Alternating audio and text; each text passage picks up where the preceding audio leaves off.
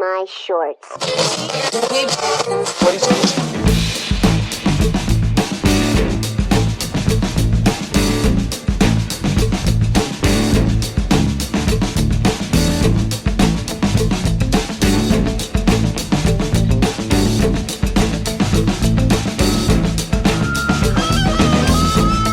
Hello everybody, welcome to the Dave Lee Down Under Podcast. I'm of course your host Dave Lee and this is episode 20.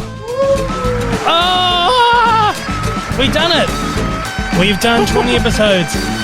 Are you excited? Stayed motivated for that one. I know, I can't believe it. Thank you guys, thank you everyone, thank you. Thanks so much. Cut it out. Oh, we're here 20 episodes in, technically 21. Including that pilot episode. But we're making this a mini celebration today. Well, not really.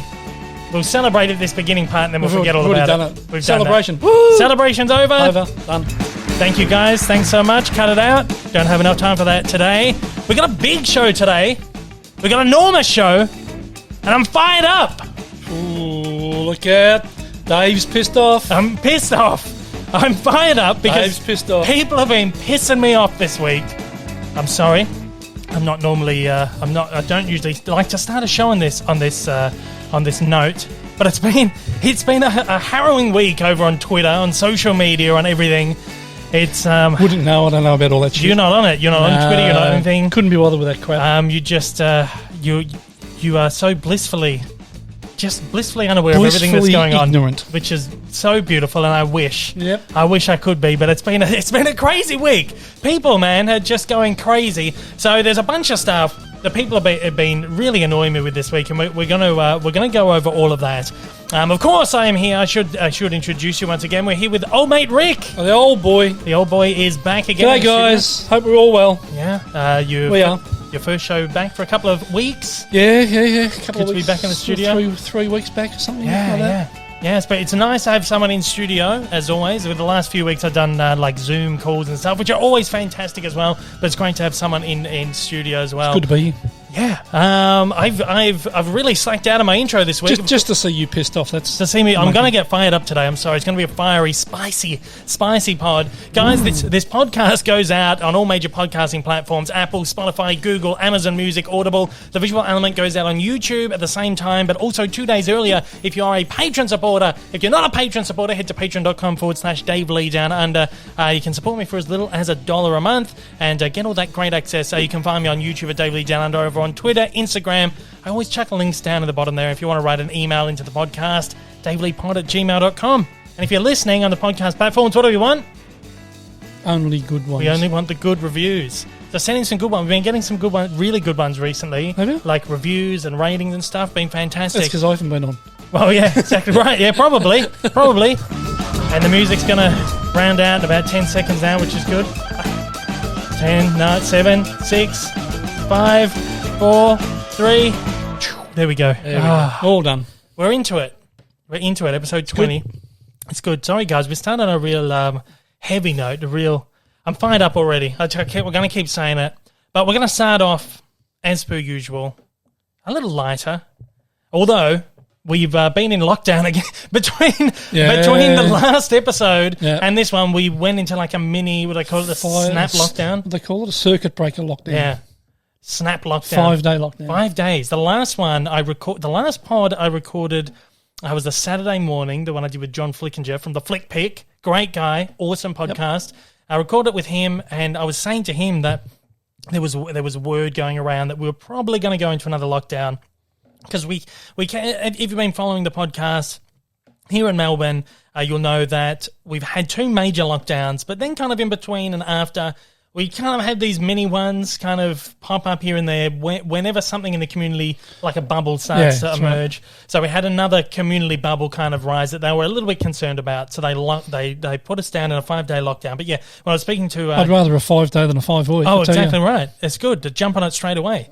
But yeah, when I was speaking to John on the last one, I said to him, look, I think we're about to go into another lockdown. It just happened like an hour after I finished that podcast with him. That's right. They announced, the Premier came out and announced, we've got we're going to do the snap lockdown, 5 days. We're out of it now. We're back to normal again. So it's been an eventful week. you were working yesterday. You went out and did some work yesterday.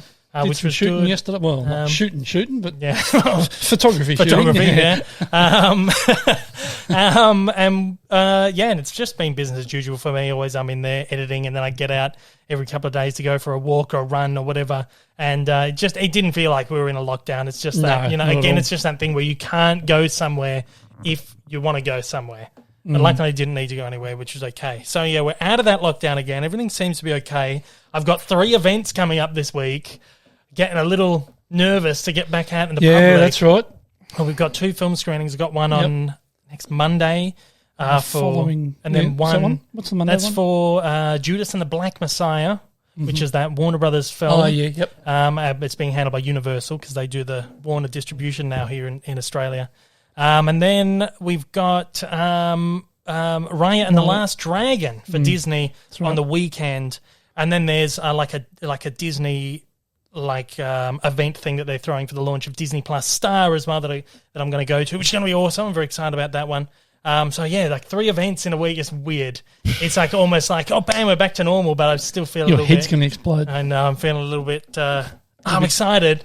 A bit nervous about it. Well, yeah, in public. Because the last screening I went to, which was for The Little Things, a few weeks ago, no one in the cinema was paying attention to any of like the social distancing laws or rules or anything like that. You still had to wear masks. Had to wear masks, and they asked us at the front, please wear a mask while you're in the cinema. Of course, if you're eating food, you don't have to wear it, but when you're not, wear it.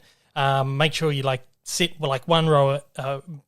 Leave an empty row. Leave an empty row. Leave 2 or 3 empty seats between. No one was abiding by any of it. There's no one in masks. I must have been the only one just sitting there. Like a grumpy old man, just in my mask. You moved once or twice? I moved twice because 10 minutes after sitting in the theatre, 2 people came and sat directly in front of me.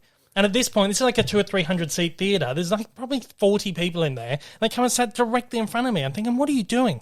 So I moved a row back, and then 10 minutes later, another couple right in front of me. Why are you even just move just that way a little bit? It's fine. So I moved back. By that point, I was almost right at the back of the cinema. It's crazy, man. And then there's a guy up in the back corner coughing and sneezing, blowing his nose. I'm thinking, oh, my Lord, what is this? It felt very just dirty, and I was like, oh, gosh. So hopefully these ones this week are okay. They should be okay. I don't know. We'll see. But I'm looking forward to kind of get out and mingling within the COVID-safe regulations. So we'll see how those ones go up. But yeah, we're okay. We're doing okay. We're out of that lockdown for now, and things are sort of back to normal at the moment, which is always lovely.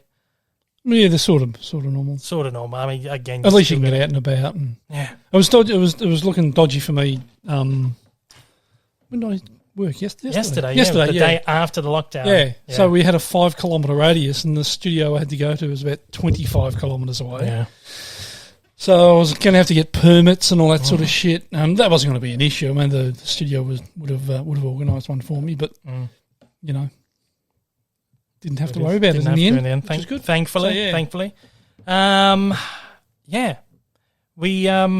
We've been. I haven't been watching that much. I mean, we always talk about kind of what stuff we've been watching recently. I don't know what's going on, but I've been sleeping in almost every day this week. I've slept in and just not had Well, you've time. been a little busy. I've had a couple of really early mornings. Yeah, too. I've had a few early mornings, and because I did that. I think that's what threw it off. I did a press junket on Saturday morning, which was 6 a.m. or 6:30 a.m. or something. Yeah, and that just kind of threw. I think that's just thrown out the week because I like to get up early anyway. I'm always up. I wake up at 6:30, and whether I'm out of bed at 7 or 7:30 or whatever. But I think because I got up at 5:30 and did this junket. It just throws you out. It's one of those funny things. And then Wednesday night, they dropped the trailer for Disney's Cruella. Yeah, that's right. And I thought, I want to get a jump on this. I thought it's not going to be something that's going to perform that well, but I had so much stuff to do yesterday that I was like, if I throw that into tomorrow as well, if I throw that into Thursday as well, it's just going to I'm going to be buggered by the end of the day. Mm. And as it turned out, anyway, I was up to 3 a.m. doing that trailer breakdown video.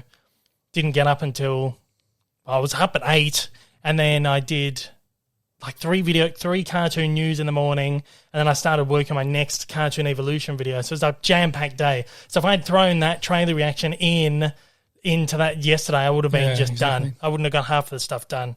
So that's all right. But I've been running on low battery, I feel like, this last week. So I haven't got too many like catalog titles in. But I did watch this week. Again, everyone's probably getting tired of me talking about Jean-Claude Van Damme. I got one in this week. His films. I got Universal Soldier: The Return in, which is Universal Soldier 4, but technically Universal Soldier 2, because they did the first one and then they did like 2 straight to VHS sequels without Jean-Claude in them. And then they went and they did like the direct sequel to the first film, and obviously they couldn't take the name Universal Soldier 2, so it was The Return. And there's 2 more after that, but apparently they're really bad, so I'm actually probably going to avoid them because this one was pretty awful.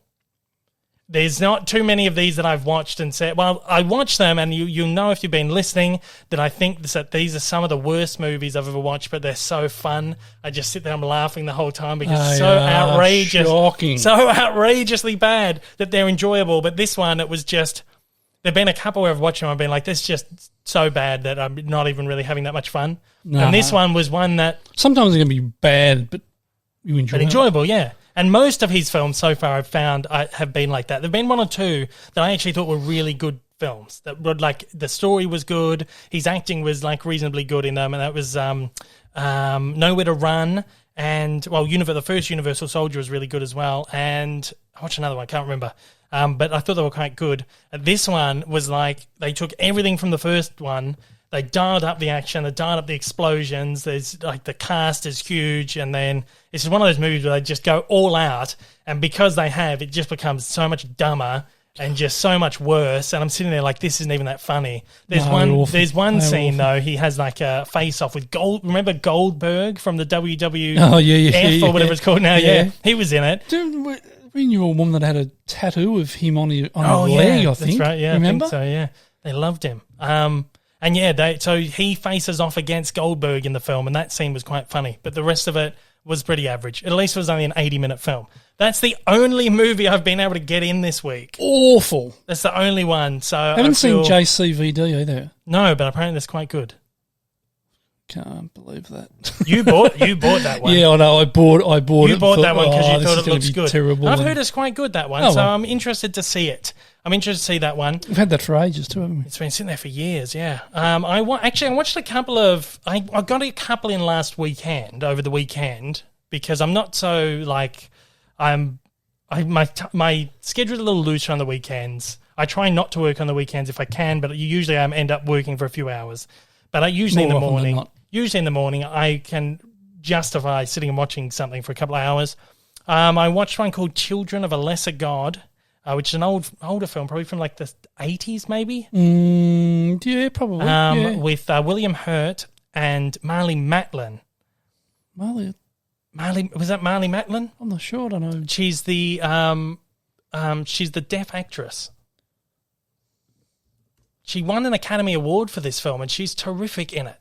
And Hollywood didn't really give her anything else after the film, which is strange. But it's one of those films where I'm trying to pull it up here on IMDb. It's one of those films where, Marlee Matlin, she's terrific in this. She was quite young. She was like early 20s. And this was 1986. You would know her. You would know her. She was in the West Wing for a bit. Was like really Yeah, I know who it is. Yeah. Yeah. So she was. Yeah, she's really good. She's playing a deaf character in the film, and William Hurt is like a teacher who's teaching like the deaf school. She's working as a janitor at the school, and he wants to try and teach her how to do the lip reading and stuff, because she whatever's happened in her life has led her to the point where she doesn't want to learn the lip reading and stuff, and they have an affair and all this stuff. Wonderful movie. Really wonderful movie. Good film. Shock Entertainment here in Australia has just released that on Blu-ray. It's the world first Blu-ray of that. Oh, really? Yeah. Terrific movie. I loved it. And she was terrific in that movie. Marlee Matlin was incredible. And she won an Academy Award for that. This was her first thing she'd ever done. And it's one of those things where Hollywood, actually, it's one of those big things at the moment where people are really rallying for people with a disability. If you've got a character that has a disability, you get a person that has a disability to play the character. And this is one of those earliest examples of a film in Hollywood where they actually cast, in this case, a deaf woman to play the deaf character. Yeah. She won an Academy Award for it, and then for some reason never really got anything else after that. Was like small bits and pieces on television. Yeah, I remember seeing her in little bits, like as you said, West Wing. Yeah, she did the little bits here and there, but she never really. But I do remember that film, and it's been a long time since I've seen it. But yeah, it's a really good film. Yeah, she was good. I thought it was wonderful. I also watched Reds, which is, again, probably, I'm guessing, was like 80s as well. And it has Warren Beatty and Diane Keaton, 1981. Jack Nicholson's in this. Don't know if I know that one. It was for 3 hours, and it's one of the most boring things I've ever watched. So boring. Well, the IMDb logline is a radical American journalist becomes involved with the communist revolution in Russia and hopes to bring its spirit and idealism to the United States. It's like a true story. I think there's something in there, but sometimes you don't have to push a movie that long. Yeah. 3 hours and 15 minutes. And it's almost like in two parts. There's an intermission in the beginning. The first part is him essentially getting, I guess indoctrinated into communist ideals and stuff.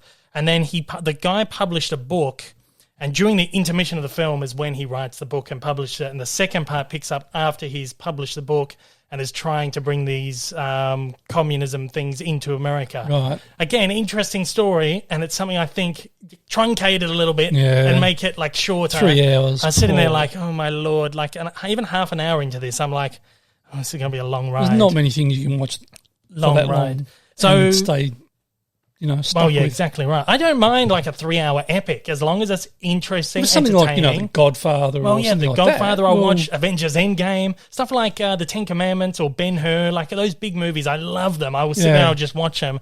Apocalypse Now is one we've watched how many times? Well, I don't know how many Hundreds times. of times. Yeah. Well, not hundreds of times, but, a few times. like dozens of times. But if you don't have that pacing, you don't have that sort of something that hooks you and gets you interested, why don't push your film to 3 hours and 15. This is directed by Warren Beatty as well. This is his first directorial effort, so he was probably wanted to do something big and something grand. But anyway, I thought it was a bit boring. Really beautiful. It was the cinematographer on this was Vittorio Storaro, who was an Italian cinematographer who actually did Apocalypse Now, and his cinematography is gorgeous, and the film looks great. It's really boring. Yeah. If you'd like to see the film, Shock Entertainment have just released it on Blu-ray. It's actually one I've had sitting in my collection for age. I had this on DVD and just never watched it on DVD. It came out in Blu-ray here maybe 10 years ago. I picked the Blu-ray up. It's been sitting there for ages. And then now that Shock has re-released it, I thought this is the time where I'm finally going to sit and watch it. Yeah. And it was just like, I know I've put it off for so long. But if you're into that kind of thing, maybe check it out. But I thought it was a little bit boring.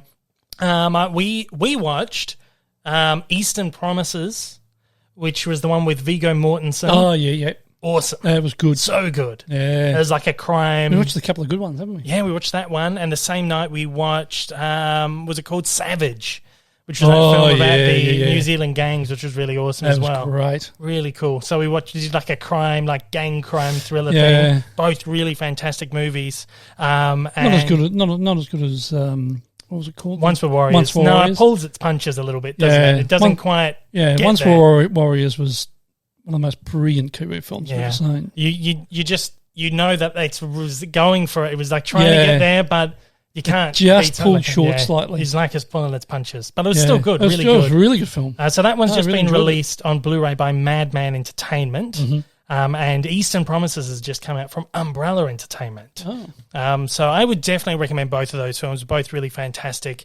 We watched a couple that were off, that weren't like releases from people here, like distributors here in Australia, recent things. Watched The Sapphires. Yeah. Is that Australian films? Been putting that off for a long time. Just one of those things, yeah. And just thinking, it's a musical. I hate musicals. Don't know if I can enjoy this. Yeah.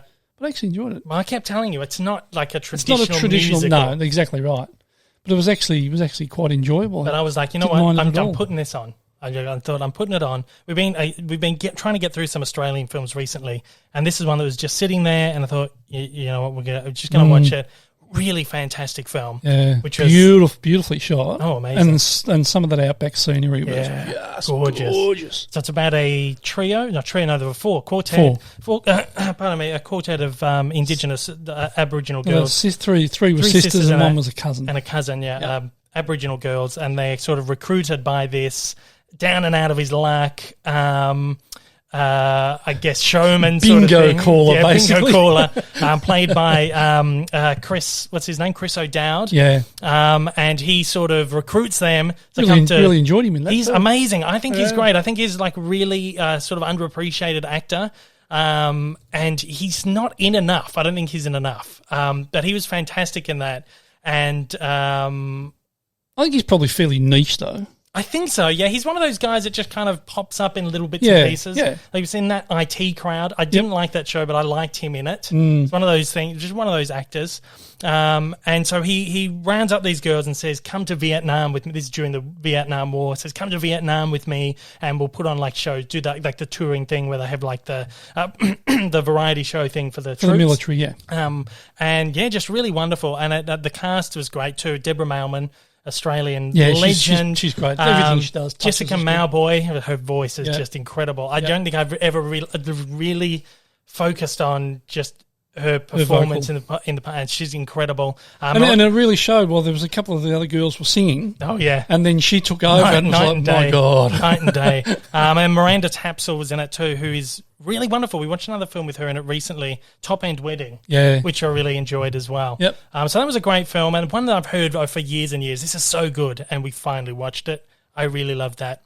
A couple that I watched last week, I didn't talk about these on the pod haven't really had much time to talk about this stuff for the last few weeks. So I've had guests on. But I watched Coneheads. Oh, why? Well, because I had it. I bought it for $4 from JB, so I bought it. So bad. And then it was sitting there, and it's like 70 minutes long. And it was one of those mornings where I woke up late and I was like, okay, I've got enough time for a 70-minute film or 75 minutes. It's really bad. It's about 73 minutes too long. Yeah, it's really bad, but it's actually enjoyable. It's got a really good cast. Dan Aykroyd's in there, and then it's got like guest appearances from like Adam Sandler and Chris Farley and what's his name? David Spade is in there. Just like a whole bunch of these like comedian guys just keep popping up, and it's kind of like I must have watched it when I was a kid. I didn't remember any of it though, but it's really bad. But it's one of those things that's quite funny, quite enjoyable. At the end of the day, what's it got on IMDb? 5.3. That's why we have the nothing less than. Yeah, we have a rule when we go and buy films and stuff. Yeah. We sort of get onto IMDb and have a look at the ratings. Anything below 6, we think we don't often pick up. Yeah, but we grab the occasional one. The occasional one's been good. Yeah, but we're really selective of anything under 6. I don't know why we bought. We probably bought it before we even Coneheads. I just bought it because it's Coneheads. Oh, okay. It's Dan Aykroyd.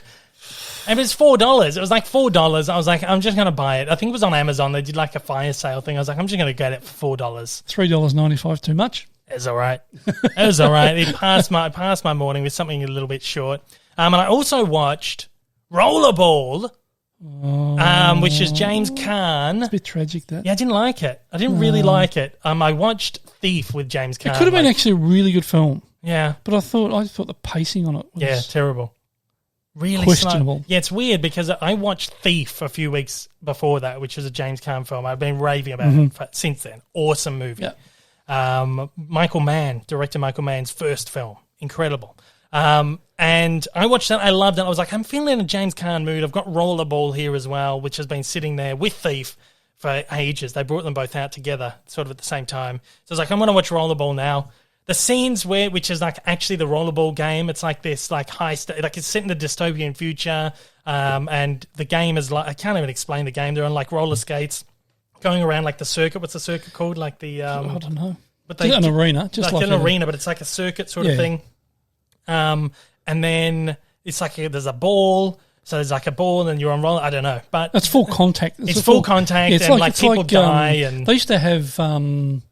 I'm not sure whether it was actually a real sport or whether it was just a TV sport. Roller derby. Oh yeah. It's sort of like roller derby with a ball, but people like get killed and stuff. And right. like there's people breaking arms and like people die in every game. And like those scenes are fun, Really fun. And then in between it all is like this really political thing where the people who are like in the film, everything is owned by corporations, and the corporation is trying to get this guy, James Caan's character, who's like the face of the sport. They're trying to kick him out of the sport because of like political reasons, whatever. And the whole film is about them trying to get him out of the game by forcing him into a retirement. And he like fights back and then goes to all these places to try and like find out what's going on, the conspiracy and stuff. It's boring. And like, this is so boring. But the actual rollerball scenes are really quite fun. But then and it's like another one of those films. It's like 2.5 hours long. It's like, no, man, just cut it back a little bit. But he's great in it. But I haven't seen that for, how old is it? 80-something at least, or maybe 70s. I reckon it might have been 70s. Let's have a look. 75, It was just, I think it's one of those films that's maybe a little bit ahead of its time, like in the way that it's addressing the politics and all that kind of stuff. But it's a movie that hasn't held up. Has not held up at all. Not at all. So, yeah, that was that one. We've watched a couple of like fairly recent releases. News of the World we watched. Enjoyed that? Which has just gone on. I've been waiting for months for this to hit Netflix. Yeah, that's right. Because Netflix picked this up for international distribution and then never said when they were going to drop it on the service. I thought it was going to go up in December, which was when it released overseas, but it wasn't there. And I'm just waiting and waiting to hear Netflix has dropped this film. I put like the reminder in the app, like let me know when this film's live.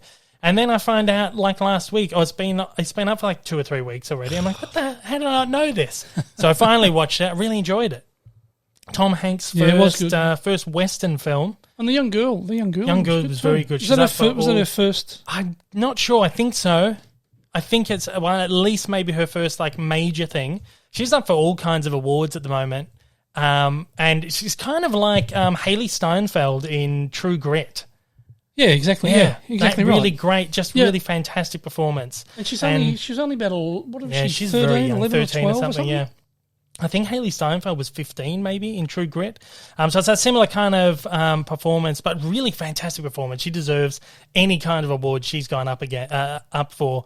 Like she's nominated for a Golden Globe. She's only 13. Yeah. June this year. Really fantastic performance. She was really, really good. Everyone in that was great. Tom Hanks is the first time he's playing a cowboy other than Woody. Would have been funny for him to come out with a Woody voice, wouldn't it? Yeah. But I feel like it's the kind of Western you would expect from Tom Hanks. It's not like a traditional shoot-'em-up Western. It's like a really esoteric sort of existential sort of gritty Western piece, character-driven. Yeah, totally. Yeah. Character-driven. It was very, very good. Very, very good. So we watched that one. There are a couple of other older ones. We watched the John Wick films, 1, 2, and 3, finally. They were enjoyable. Which were quite fun. Quite like them. Watched them over a couple of nights. I think we watched the first one once before, years ago when it first came out, yeah. I didn't remember didn't remember any of it. No, I usually remember at least a little bit of things, but I didn't remember any of it. I'll watch something, 2 days later it's gone. Oh, yeah, I know. Got too much shit in that tiny little mind of mine. Yeah, I know. Got to push something out to put something in. Yeah, but they were fun. I spoke about them a little bit last week. We had fun with those. And this is something I've been meaning to do for 2 weeks now. I want to do this at the end of every month or at the beginning of every month. Of course, I'm on Letterboxd. You can find me over on Letterboxd at Dave Lee Down Under. I think minus the we call it the vows. Yeah, minus the vows in the Down Under part. So it's Dave Lee like doing under or whatever it is. Yeah. Mm-hmm. So you can find me over there on Letterboxd. I log everything that I watch on there. I think it's fun because people get to see what I'm watching and get to I do small reviews on everything. I give them a star rating. I write like a small paragraph, if that, on everything that I'm watching. And people can see what I'm watching and keep up to date with all that. Because I just watch so much crap and half of it I don't really talk about. So you can go on there, you can see what I'm doing. And what I really love about it, I've paid for the pro membership. It was only like $20 or something, and you get all these like statistics and stuff as you're watching it. I think it's quite a fun way to watch films. It tells you how many movies you've watched and how many it breaks down your most watched actors and all this kind of stuff. If you're just a regular member, you'll get a yearly roundup email that tells you your most watched actors, your films, whatever that. But if you're a paying member, you can access that all year and just kind of just see how your viewing habits are. And it even breaks it down to stuff the countries that the movies have come from that you're watching, what percentage of movies are foreign films or English language films, or there's all these like charts and just crazy stuff that I haven't really delved into yet. But what I thought I would do at the beginning of every single month is kind of give like a roundup of how we're going viewing wise for the year, right? So as of the end of January, I watched 59 films in Jan, one of 60. There's an average of about 120 hours of your life gone, or something like that. Yeah. So 59 films in Jan. So far, my top watched actor, you would guess it, is of course Jean-Claude Van Damme. And I think I've watched maybe 2 or 3 of his films since then. But as of January, I watched 3 of his films. And then some random guy called Wayne Grace. I mean, I recognize him. He's one of those guys that just pops up in things. So he's been logged in 3 movies. I'm going to have a look and see who this is. Wayne Grace is tied with Jean-Claude as of the end of January. But I think again, I've watched a few since then, so I think Jean-Claude's in the running. We'll see. So in the lead. And then we've got like a bunch of actors on 2 movies: Clint Eastwood, Nick Cage, Ed Harris, Andy Garcia, Meg Ryan, Gary Oldman, Tom Cruise, Christopher Walken, Chevy Chase, Donald Sutherland, and like heaps of others. Were all on like 2 movies. And then my most watched directors of the year: Clint Eastwood, Ron Howard, and Ridley Scott, all on 3. So that's the January roundup. And like I said, I want to do this at like the beginning of every single month. But because I've had guests and stuff on, I haven't really spoken about it. But there we go. So in a couple of weeks' time, we'll give a roundup on February and we'll see how we're going. Will Jean-Claude take out number 1 spot again? Oh, probably. Spoiler, probably, You've got to find a couple more of his films, haven't you? I've got heaps down there. Oh. I've got about 6 sitting down there waiting to be watched. I'm so excited. You watch one, you watch them all with him. Well, yeah, exactly, but I'm enjoying them. So let me enjoy things. That's a bit like Tom Cruise. Well, yeah, watch exactly one Tom Cruise film. Just brain dead. That's just Tom Cruise being that Tom one Cruise. you like, Jason Statham. It's the same thing. Yeah, it's the same. Yeah, exactly. Crap, but they're enjoyable. Crap movies, but they're fun. Yeah. Television-wise, we've been watching. We started watching up TV again because we've been watching a lot of movies and stuff. Finally, in that, we're like, all right, let's get back into the television stuff. We watched Ted Lasso. The first season of it. Ted was good. Smashed that in 2 nights. 2 nights, yeah. That is one of the best things I've seen for a long time. Terrific program.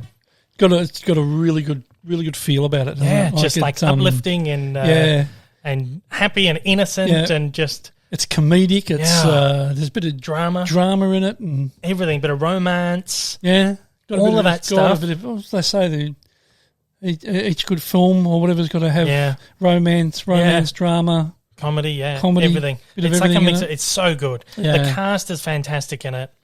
Yeah, of course. Is he one of those? Yeah, I think so. Jason Sudeikis is Ted Lasso. Pardon me, I just had a little sip of water there. He is a American football coach who is brought over to England to coach to manage an English football soccer team. And he's terrible. He's like the woman who owns the team has hired him essentially to run the business into the ground because and he knows nothing about about American football, about English football, European football. Yeah. It's just so good. It's just like a really innocent show. The character is fantastic. And I think Jason Sudeikis at least created the concept of it. I'm not sure if he wrote the episodes, but he did the concept and all that stuff. I loved it. I thought it was so good. And we smashed it out really quickly, and it's just leaving me wanting more. Yeah. There's 2 more seasons on the way, and I just I can't wait. So was really good. Highly recommended. That's on Apple TV Plus. People have been saying to me for a few weeks now, have you watched Ted Lasso? Not yet. I'll get to it. I'm sorry, like 8.7 on IMDb. How good is that? Like, that's fantastic. I really enjoyed that one. And we just started, we're like probably 5 or 6 episodes in. What's it called over there? It's called The Morning Show. The Morning Show, but here is called Morning Wars. Morning Wars, that's right. Because we do actually have a morning show here, on television in the morning. So there's obviously some sort of IP clash there. Probably. Or maybe they just changed it so that people didn't get confused. But yeah, so The Morning Show, that's the one with Jennifer Aniston, Reese Witherspoon, and Michael Scott. What's his name? Steve Carell. Michael Scott. Steve Carell. It's really hard sometimes to watch him giving a dramatic performance. Well, I'm watching that thing because we're, 5 episodes in? 5 or 6 shows in, yeah. And I'm watching that, expecting Michael Scott to do something dumb and stupid. Well, there's been a couple of bits where you kind of like, oh, that's Michael Scott. Like where he's sitting in the car, he's like, wow, no! And you're like, oh, gosh. He's just, I love him. He's fantastic. And his dramatic performance is really fantastic. Like, was that movie he did, Foxcatcher? Loved it. That was great. So good. Yeah. But you just can't, he's unfortunately one of those people where you just can't help but see the character that they're known for. It's the same with Jennifer Aniston. Yeah, well, yeah, see Rachel. You're just waiting for Rachel to come out. Yeah, exactly. You know, it's just bizarre. It's got to be a tough thing for him to kind of get away from that thing. Yeah. But they're both really good in that. They're really terrific. It's quite a good show so far. Dramatic stuff's really good, been really good. It's like gripping. It's like thrilling. You don't know quite what's going to happen next. And it's like a lot deeper than you expect it to be. It sort of goes down this little rabbit hole. Yeah, that was quite fun, quite enjoyable. That's been on Apple TV Plus for ages. So that was probably one of the punch a couple more. Oh, maybe not tonight. Not tonight. It's Friday night tonight. So we'll have got WandaVision. WandaVision tonight, which I'll have to watch about 7:00 and then be up until who knows what hour doing a video on that. So because obviously we record the podcast on a Friday, even though this goes out on Saturday and Monday. But yeah, so. That's about it for the television this week. Actually, I checked out Solar Opposites for Disney Plus, which is this animated program which was created by Justin Roiland, who also did Rick and Morty. This is a show that's being done for Hulu. It started on Hulu in America 6 months ago, maybe a bit longer ago, but it's launching here in Australia as part of Star, Disney Plus Star. So it's like a separate section on Disney Plus with the more adult content. This show is really out there, like really edgy and swear words left, right, and center. The violence is crazy on it. It's an animated thing. Yeah. There's violence, there's blood, there's everything. There's these like two aliens. Bit like Archer. Well, yeah, sort of that kind of really edgy sort of animated thing. What you'd imagine from the Rick and Morty guy. And so Disney, it's interesting because Disney is really advertising this, I guess, as a Disney property, because Disney, of course, owns Hulu, the majority share of Hulu, like 90-something%. So it is made for the Disney company. And it's now it's one of like the programs that they're using to advertise Disney Plus Star to come in. So it's really being advertised as kind of a Disney property, which is really weird for something like this.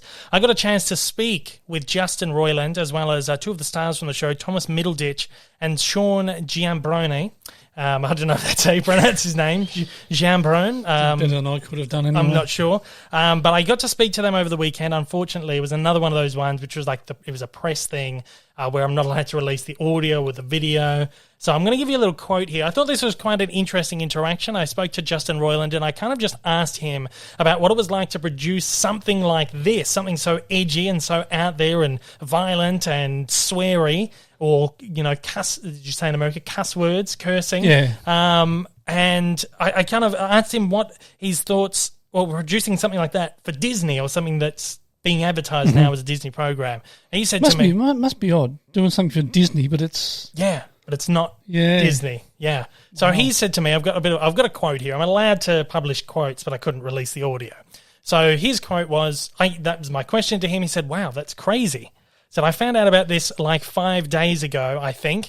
We made the show originally for Fox here in the States, then they passed, and then we took it to a few networks, and Hulu was really, really into it. They really wanted to do it, so we went with Hulu, and so we've been making a show for Hulu. At some point between making season 1 and 2, this giant Disney purchase happened, where Disney bought 20th and all the stuff that comes with it, including Hulu.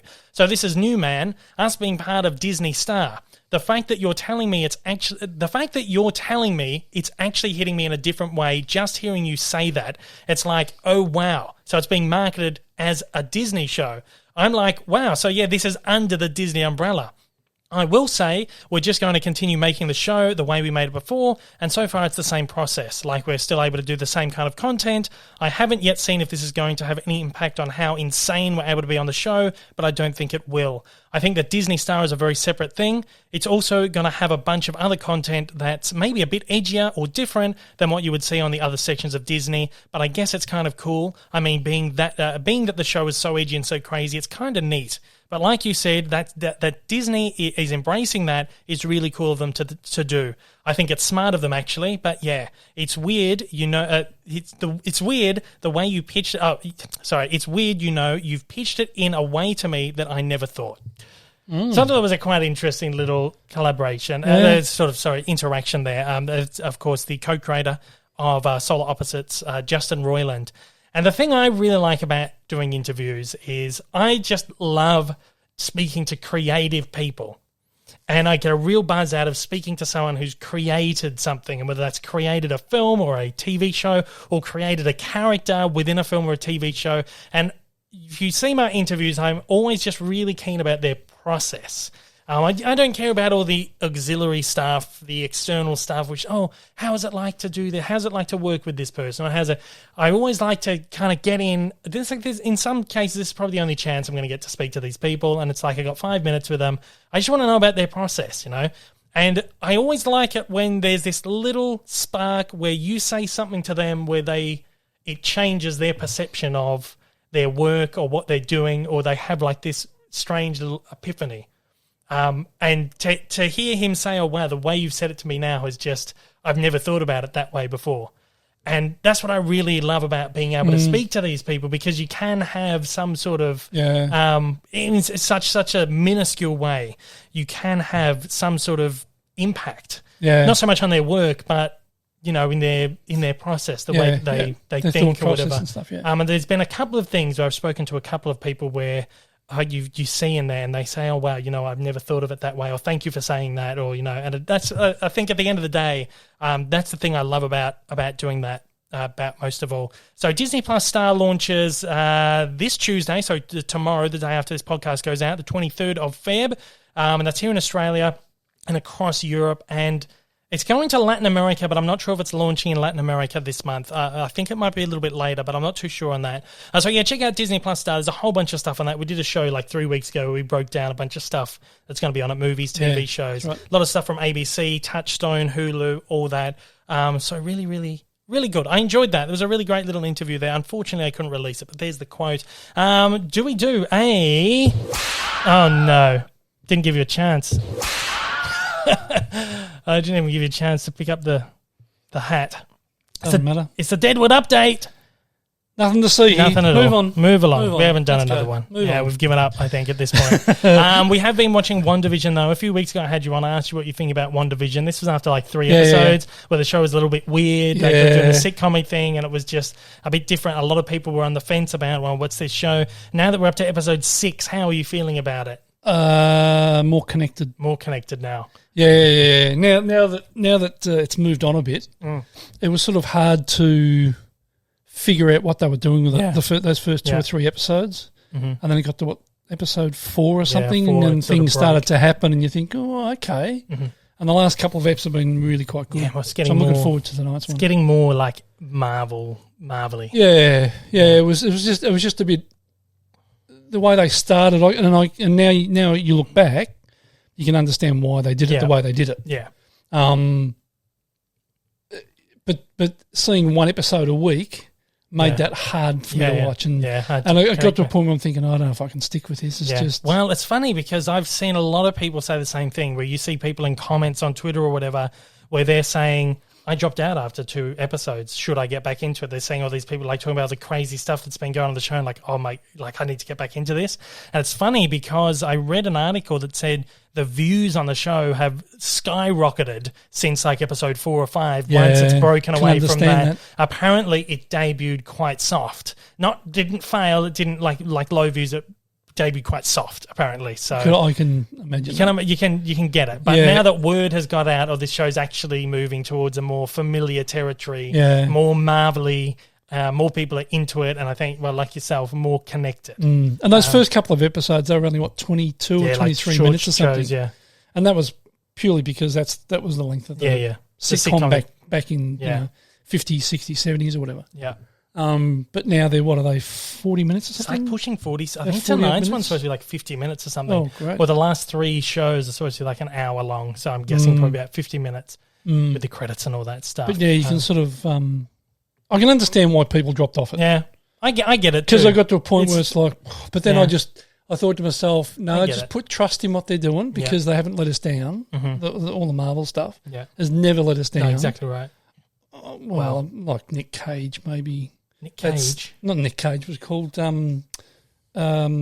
Luke Cage. What, the Netflix stuff? Yeah. Yeah, but that wasn't them. That was Marvel Entertainment. That was Marvel TV. But it was still part of the whole Marvel universe. Well, they tried to, but it wasn't. They tried to say it was connected, but it wasn't. Yeah. So you had these two divisions at the company that were warring against one another, and this company that was doing the television stuff really wanted to jump in on what the like Kevin Feige and Marvel Studios was doing, and they were really trying to. Because that legally they could connect it, they were trying to do that, but then they couldn't name drop like Thor or Captain America or anything. It was always like, or Hulk. It was always like, oh, the guy with the big green guy or the guy with the hammer sort of thing. They could never directly reference the characters. But most of those were good the first season or so. Yeah. But then they just become like Daredevil, trash. Jessica Jones, Luke Cage. Yeah, exactly right. I think you stopped watching. I don't know if you even watched Defenders. Did you watch Defenders? No, I didn't see Defenders. And I think Jessica Jones, I might have dropped off that too. We did one season. We did the first season of each of them, and including Iron Fist as well, which one was awful. Awful. It wasn't great. Daredevil did 3 seasons. We watched 2. We only watched 2, we watched the first 2. We haven't watched Daredevil Season 3, Jessica Jones Season 2, Luke Cage Season 2. I don't know if they did a second Iron Fist, but then they did a Punisher spin-off from Daredevil. Didn't watch any of them. I got through Defenders by myself only because I was like, I have to see like the Avengers type team up, and that was a real slog to get through. I didn't like it. We kind of dropped off since then. But at the end of the day, I just thought, I just got to put trust in what Marvel in the system, and they haven't let us down. They're going in an interesting direction, that's for sure. I'll be doing a episode sort of ending explained for this episode. I've been a little bit slack with my WandaVision coverage, but last week I did my first ending explained. We're going to do another one tonight, but by the time you're listening to this, it's probably already up. It's definitely already up. So you can listen to that, and I'll be covering the Marvel shows week by week from now on. So I'm getting into it. Should do something for the last episode. Yeah, well, I'm thinking about doing I don't know whether I do like a roundup show on the podcast here or just do like a live stream or something. I'm not too sure. I've got to sort that out. But I do want to have like a thing where I get to talk about it because I haven't really been covering it in depth, and I'm a bit weary here on the podcast talking spoilers and stuff. Yeah, because I know a lot of people are either waiting for it all or just haven't got to the latest episode. Yeah. So I'm very weary about spoilers for really anything that we talk about. Yeah. Maybe a live stream or something like that might be. Yeah, I think so, probably. We'll see. It's a couple of weeks. There's 3 shows left. Have to give it some thought. Mm-hmm. I'm excited Try about and work out timing and all that sort of stuff with it. Yeah. Now, with all that out of the way, I did warn you it's going to get a bit fiery today. Oh, here we go. Okay, so we're going to spin off the back of WandaVision here. People have been really complaining about it, though. Now, what you were saying, you felt a little bit disconnected from it. And a lot of people been saying they don't like, even coming now into like where the show's really ramping up, it's really exciting and it's action packed and it's like there's something to think about every week. People aren't liking the pacing of it. Mm-hmm. People have been complaining. Is it the pacing of the show itself or pacing of? There's all kinds of things. And people are complaining about things. I think at this point, for the sake of complaining about things, there's people complaining that the show has a slow pacing, but then I've also heard people complaining that it's moving too fast. So they're doing 6 episodes instead of maybe 12. So some people are saying it's just like moving like too fast, and then the episode ends like abruptly, right? So you've got like this 30-minute show and then it just ends abruptly. I can get that. And then you jump back into the next week. I think some of these are fairly reasonable valid arguments and criticisms, right? That's fine. But then there's people that are coming out and saying that having the show as a weekly show is something that they really don't like. And they'd prefer it all at once. They just want to give it all to me at once, which is where the line starts to, for me personally, the line starts to blur a little bit. The thing here is I have seen more conversation surrounding this program than any other television show for the last 10, maybe up to close to 20 years. Because of the way that they have paced this show out as a weekly thing. You don't get it all at once.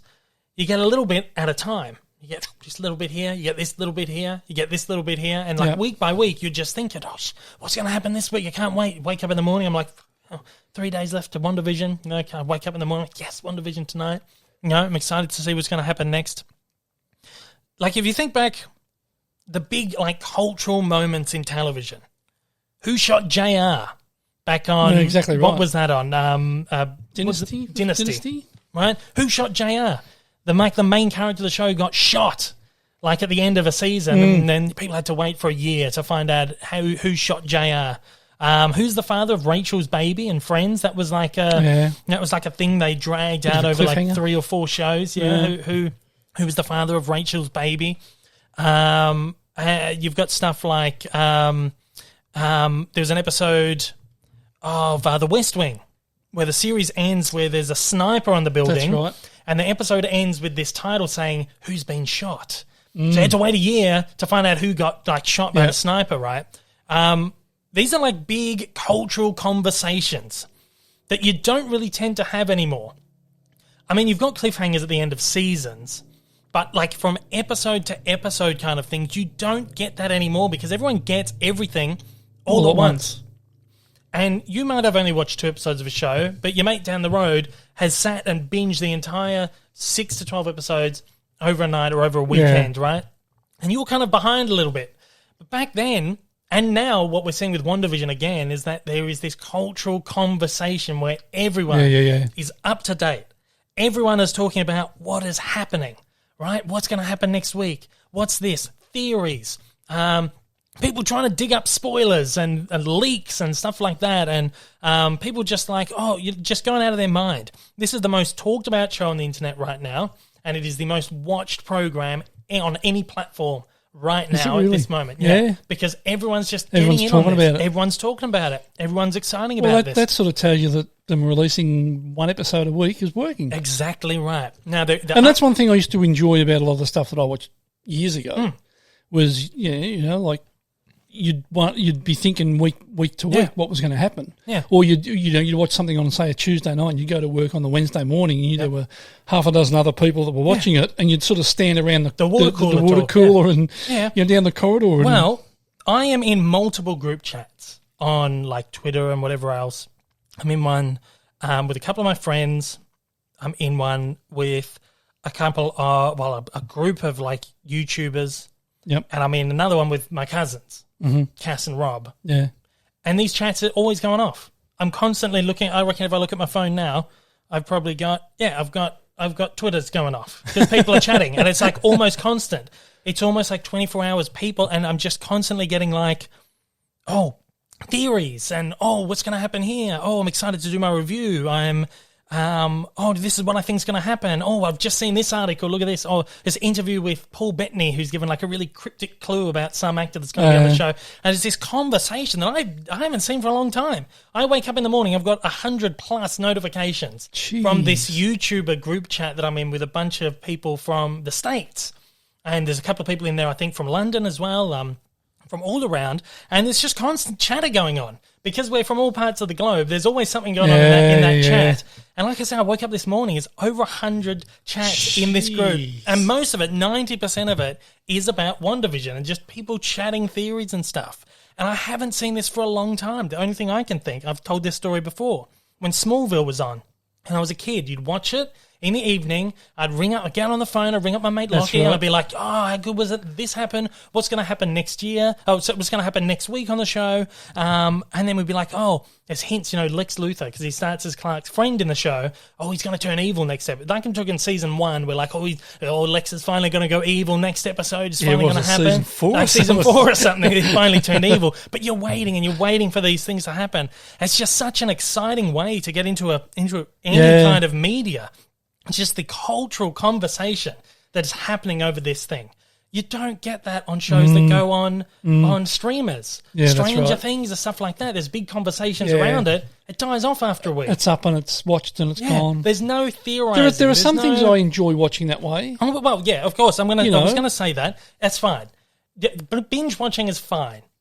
We binged Ted Lasso this week. Yeah. And that's an example where we binged it in 2 days, and at the end of it, I was like, I wish I had more of that to watch. Yep, exactly. But I think you can make an argument that binge watching, totally fine. But there are certain programs that are built specifically to be watched in this format, right? Yeah. And this is one of those shows. Yeah. Because week by week, you've got something going on that there's something to theorize about. There's a revelation every episode, then there's a cliffhanger. And then the next episode you get the payoff, but then you get another cliffhanger at the end of that, which opens up something even bigger and bigger each episode as you go along, right? This was an interesting post posted by IndieWire, which is one of those like film sort of reviewy website kind of things.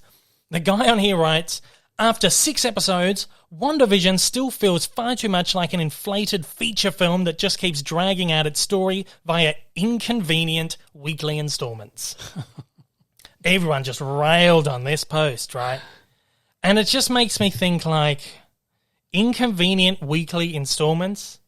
This is how television has worked for 70 years. Yeah, maybe the that's 60 right. years before binge watching, Netflix, all that kind of stuff. And like I said, I love to like certain shows. You binge watch them. It's fun. It's exciting. But the big cultural shows like this, you got to watch week by week. I think anyway. But I think like They're not stupid. no way.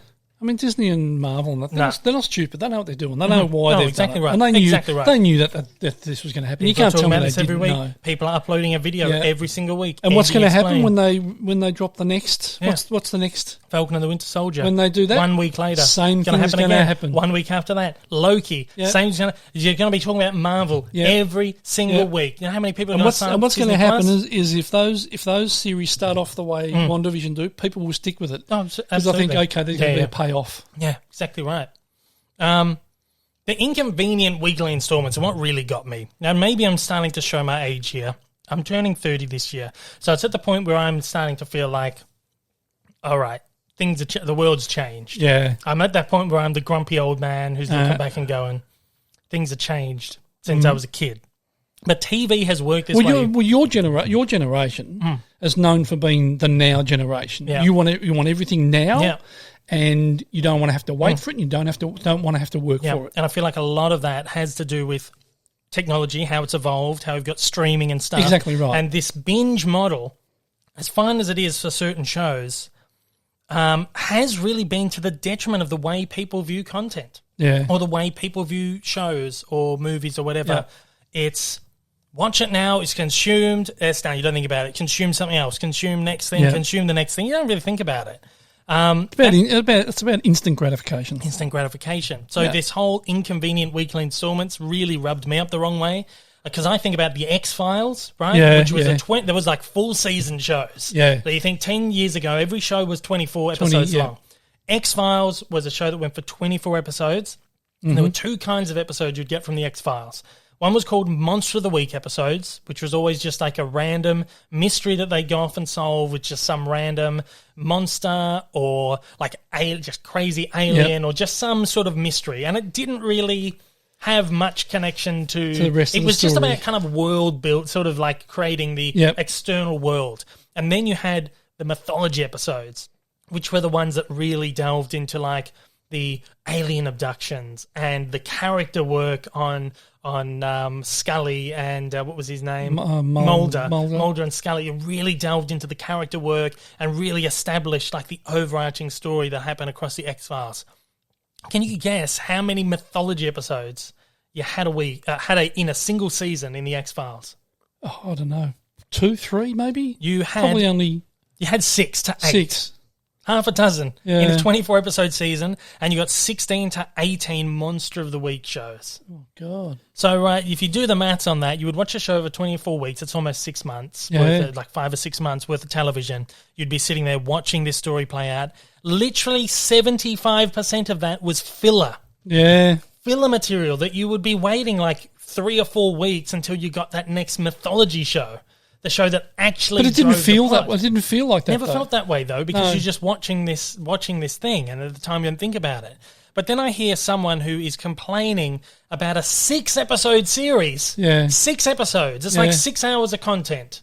This 6-episode show is it's so Inconvenient. inconvenient to watch this show. There's been very little filler in this show. Yeah. Maybe the first 2 or 3 episodes where it's really building it and it's sort of like, where's this going sort of thing. But in the end, there's been a payoff to that, right? So there's very little filler in this show because they've got such a short time frame to just pack everything into it. There's always a build-up. There's always a payoff in these shows. But then you think about something like The X-Files, you sat there for 6 months, not 6 weeks. Sorry, I'm saying 6. The show goes for 9 weeks, but I think it's 6 hours of the thing goes for 6 hours in total. Compare that to a 24-week show where you're watching, even there's like season breaks and stuff like that in between, holidays where they go off for 2 or 3 weeks. Yeah. You're watching this show for a long time. Yeah. And then someone comes and complains that it's too inconvenient to watch a 9-episode series that's really moving at breakneck speed. It rubs me up the wrong way. Yeah, I get that. It's like people have forgotten how to watch television because of this binging model. Yeah. And not everything, the binging model's fine. We do it. I binged Ted Lasso this week. We almost got through the whole series of Morning Wars. We did the same with, although they weren't on streaming platforms at the time, was like The Sopranos. Oh, yeah. We waited for them to end. What was that other one? Heisenberg. Breaking Bad. Breaking Bad. We sort of binged all that through. But that Breaking Bad, I think, is an example of one of the last network shows. I think Breaking Bad and then Game of Thrones were shows that also had this conversation going on around them, and they were networks. But I don't think they're like the last. Because remember we'd go to work and there'd be half a dozen people talking about Breaking Bad, or Game of Thrones. And that was like 4 or 5 seasons into it. Yeah, and we sort of thought, what the hell? We just couldn't get into it. Yeah. And then we thought it got to a point where it's 6 seasons down already. We might as well just wait till it finishes. Yeah, exactly. And when it finished it, we bought it all and just binge watched it. Yeah. So there is a. So I don't mind a binge watch. I enjoy a binge watch, but I also enjoy, like with WandaVision, that weekly. Yeah. And that anticipation, that anticipation of the episode tonight was like, just I wonder what's going to happen tonight. It's just like, it's almost like, I don't know. Again, I think people have forgotten how television works in a way because of this binge model. And I think it's been to the detriment of shows, and that everything needs to be viewed that way. You need to watch it now. You just don't have the time to process it. The way we are processing this program at the moment, 7 days of people just speculating what's going to happen in the next episode. But this is a show that is moving at breakneck speed. It's going so fast. Well, it is now. It is now, yeah. Well, apart from those first few episodes. And I've seen people complaining, like this guy said here, that it's too much like a movie. And the episodes don't feel episodic. They just feel like one small, like little sliver. They've made like a long movie and then chopped it up into little parts. Well, this is where it rubbed me up again. Because you think about where TV came from was the movie Serial. And these were these long 15 to 20 hour movies that they chopped down into 15 to 20 parts. You'd go to the cinema every single week. You're going back, like 1920s, 30s. Yeah. You'd go to the cinema and you'd watch the next part of that Serial.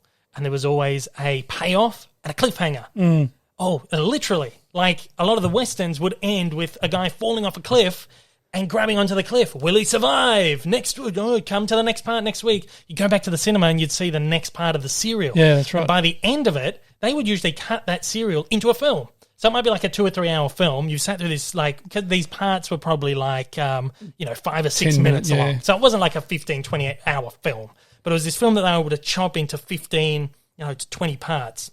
You go back every week to see it. Then you go back again to see the movie cut of it. We're talking stuff like Lone Ranger and even like the early Superman stuff with Kirk Allen and all those like Zorros and all that kind of stuff.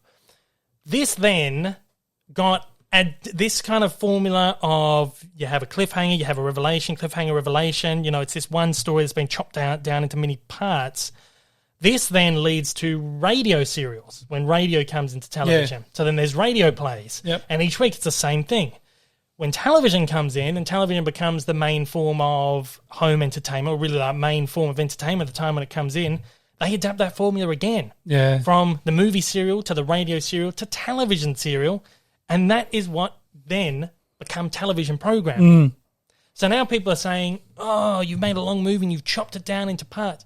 WandaVision specifically WandaVision, is the purest television show.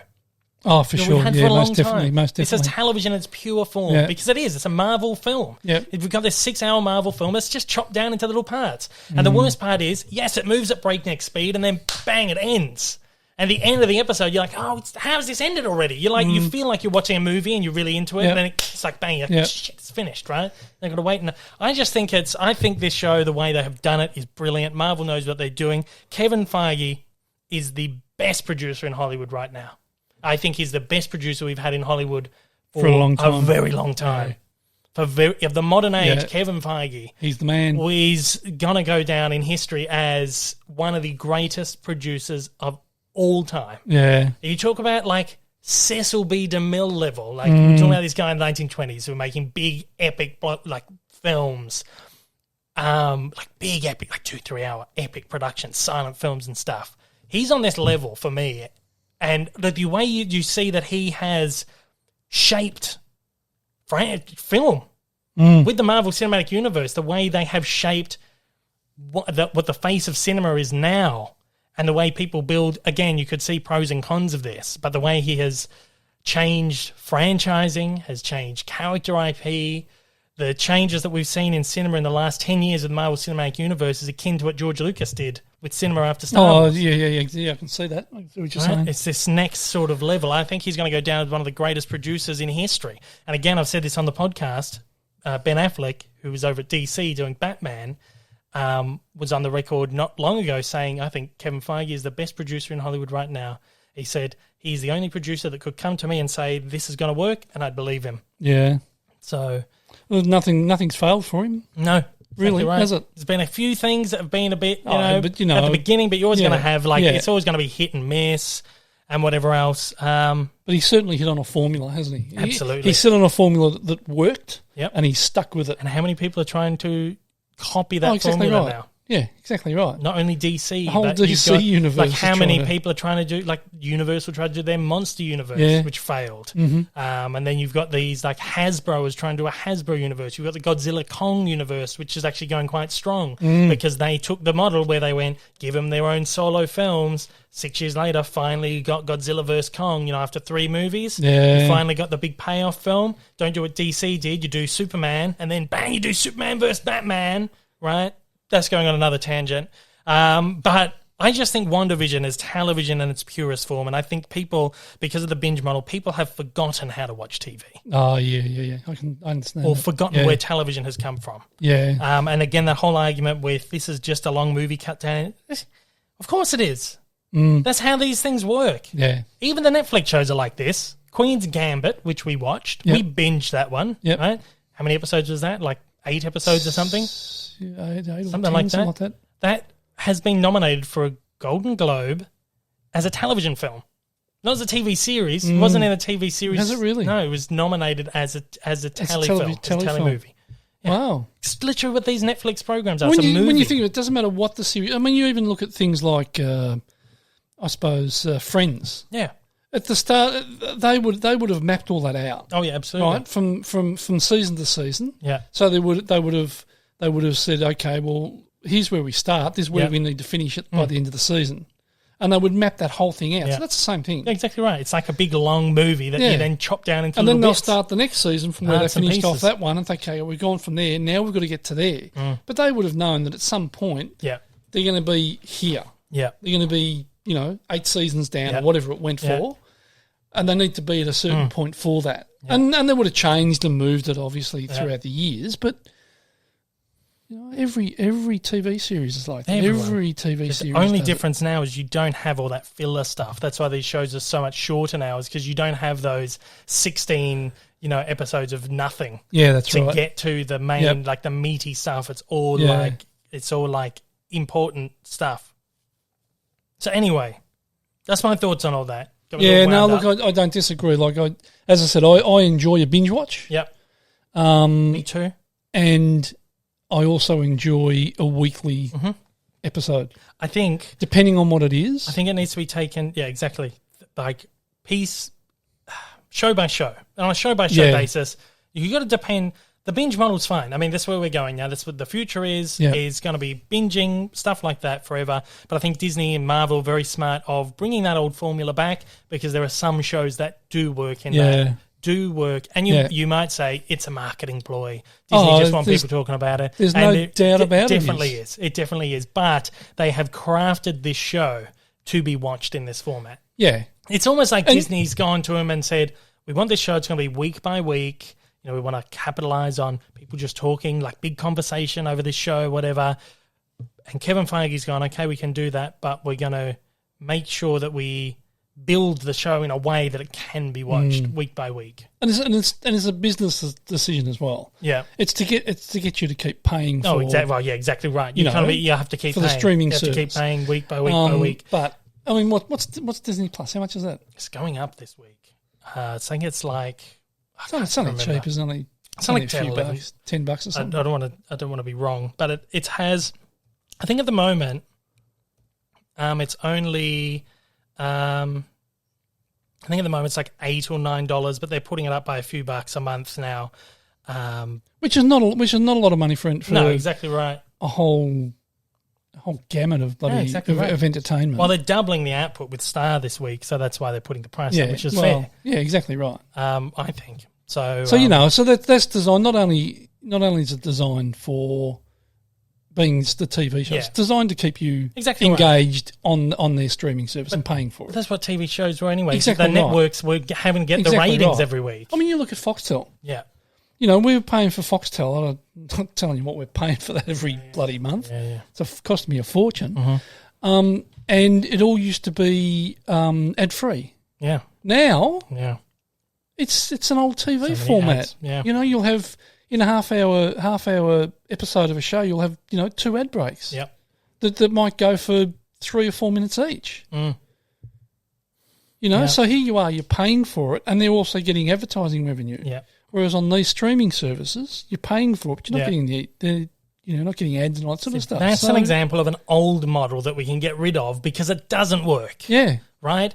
Binging works, but the old format of viewing something week by week still works. For specific shows. It's not inconvenient. Right. Don't come at me with, it's so inconvenient to watch this show for 9 weeks. Well, if it's inconvenient, just don't watch it until the last episode's been dropped and then watch it. That's also what's smart about it because no one's going to do that because people want to be up to date with it. That's they want to be in this conversation, right?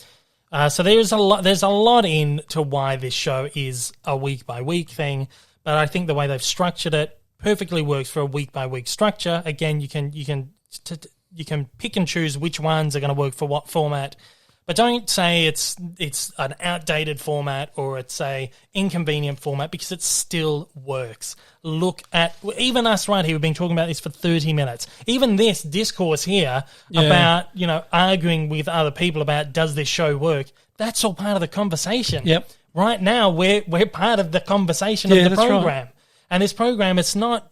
The discussion about this is not just about, what's happening in the program. It's about what is this program doing on a larger scale when it comes to film and entertainment. Yeah, exactly. And we're at this time, this hinge where things could go either way, and we've seen it like expedited with the pandemic and everything. Yeah. It's just in a very strange time. Instant gratification. Instant gratification. Here's another thing, right? Martin Scorsese. The great Martin Scorsese. Are you still pissed off now with this? Yeah. I'm okay. I'm okay with WandaVision. I've had my say, but now I'm getting onto this one here, and I'm still fiery. We should have had a little button that said, Dave's pissed off. Yeah, we will next time. We will next time. We're an hour and 15 minutes already. From the comedy show, remember? Dave was it was on Rove. Rove 99. That was before Rove Live. Yeah, it was a show he did on Channel 9. Yeah. Dave Callanan was on it, and he was always Dave's pissed off. So anyway, Martin Scorsese's come out. Scorsese's always coming out and saying things that just piss people off, right? So a couple of years ago, he came out and he said, it's in 2019, he was asked about superhero movies, what he thinks about superhero movies. He says, I don't see them. I tried, but that's not cinema. Honestly, the closest I can think of them, as well made as they are, with actors doing the best they can under the circumstances, is theme parks. It isn't the cinema of human beings trying to convey emotional, psychological experiences to another human being. This is not the quote at hand, but this is something he said a couple of years ago that riled up quite a few people, saying superhero films aren't cinema. People saying it's a little bit pretentious. A lot of filmmakers came out and said, yeah, no, what do you do? James Gunn, director of Guardians of the Galaxy, came out, and he made the point that when Scorsese did The Last Temptation of Christ, there were a lot of sort of Christian groups came out and rallied against the film because it was sacrilegious or whatever else. And these were people who hadn't even watched the movie. And James Gunn says, it's hard for me to see that Martin Scorsese went through this when he's now doing the same thing to the kinds of films that I make, right? And so these statements Scorsese made on the superhero movies, I understand what he's trying to say, but I don't think he worded it very right, and that I didn't really quite agree with that at the time either. To say something is not cinema, I think is wrong, because they're inherently cinema. No matter what form it is, or if it's the worst film ever made, it's still cinema. It's still art. You can't disqualify it because it's about people in tights running around and flying and stuff, right? People have still put their heart and soul into it. Yeah, exactly right. Anyway, if there's any kind of work going into something, that's cinema. I didn't really agree with that.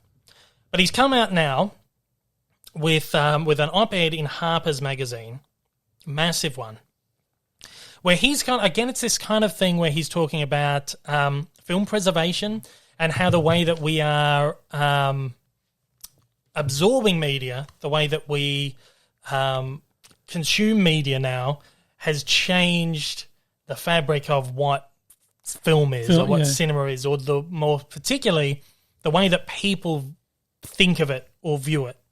And as a result, what the distributors are doing to keep these films part of some sort of conversation, and in most cases they're vaulting it like Disney's been doing for years, and you can't get it until a certain point, you can't watch it. So I'll read the quote from Scorsese. This is quite lengthy. This is expedited, though. It's abridged. So it's a shorter version of like a massive op-ed that he did. He says, as recently as 15 years ago, the term content was heard only when people were discussing the cinema on a serious level, and it was contrasted with and measured against form. Then gradually, it was used more and more by the people who took over media companies, most of whom knew nothing about the history of the art form or even cared enough to think that they should. Content is now a business term for all moving images. A David Lean movie, a cat video, a Super Bowl commercial, a superhero sequel, a series episode. On the one hand, this has been good for filmmakers, myself included, because he did The Irishman for Netflix.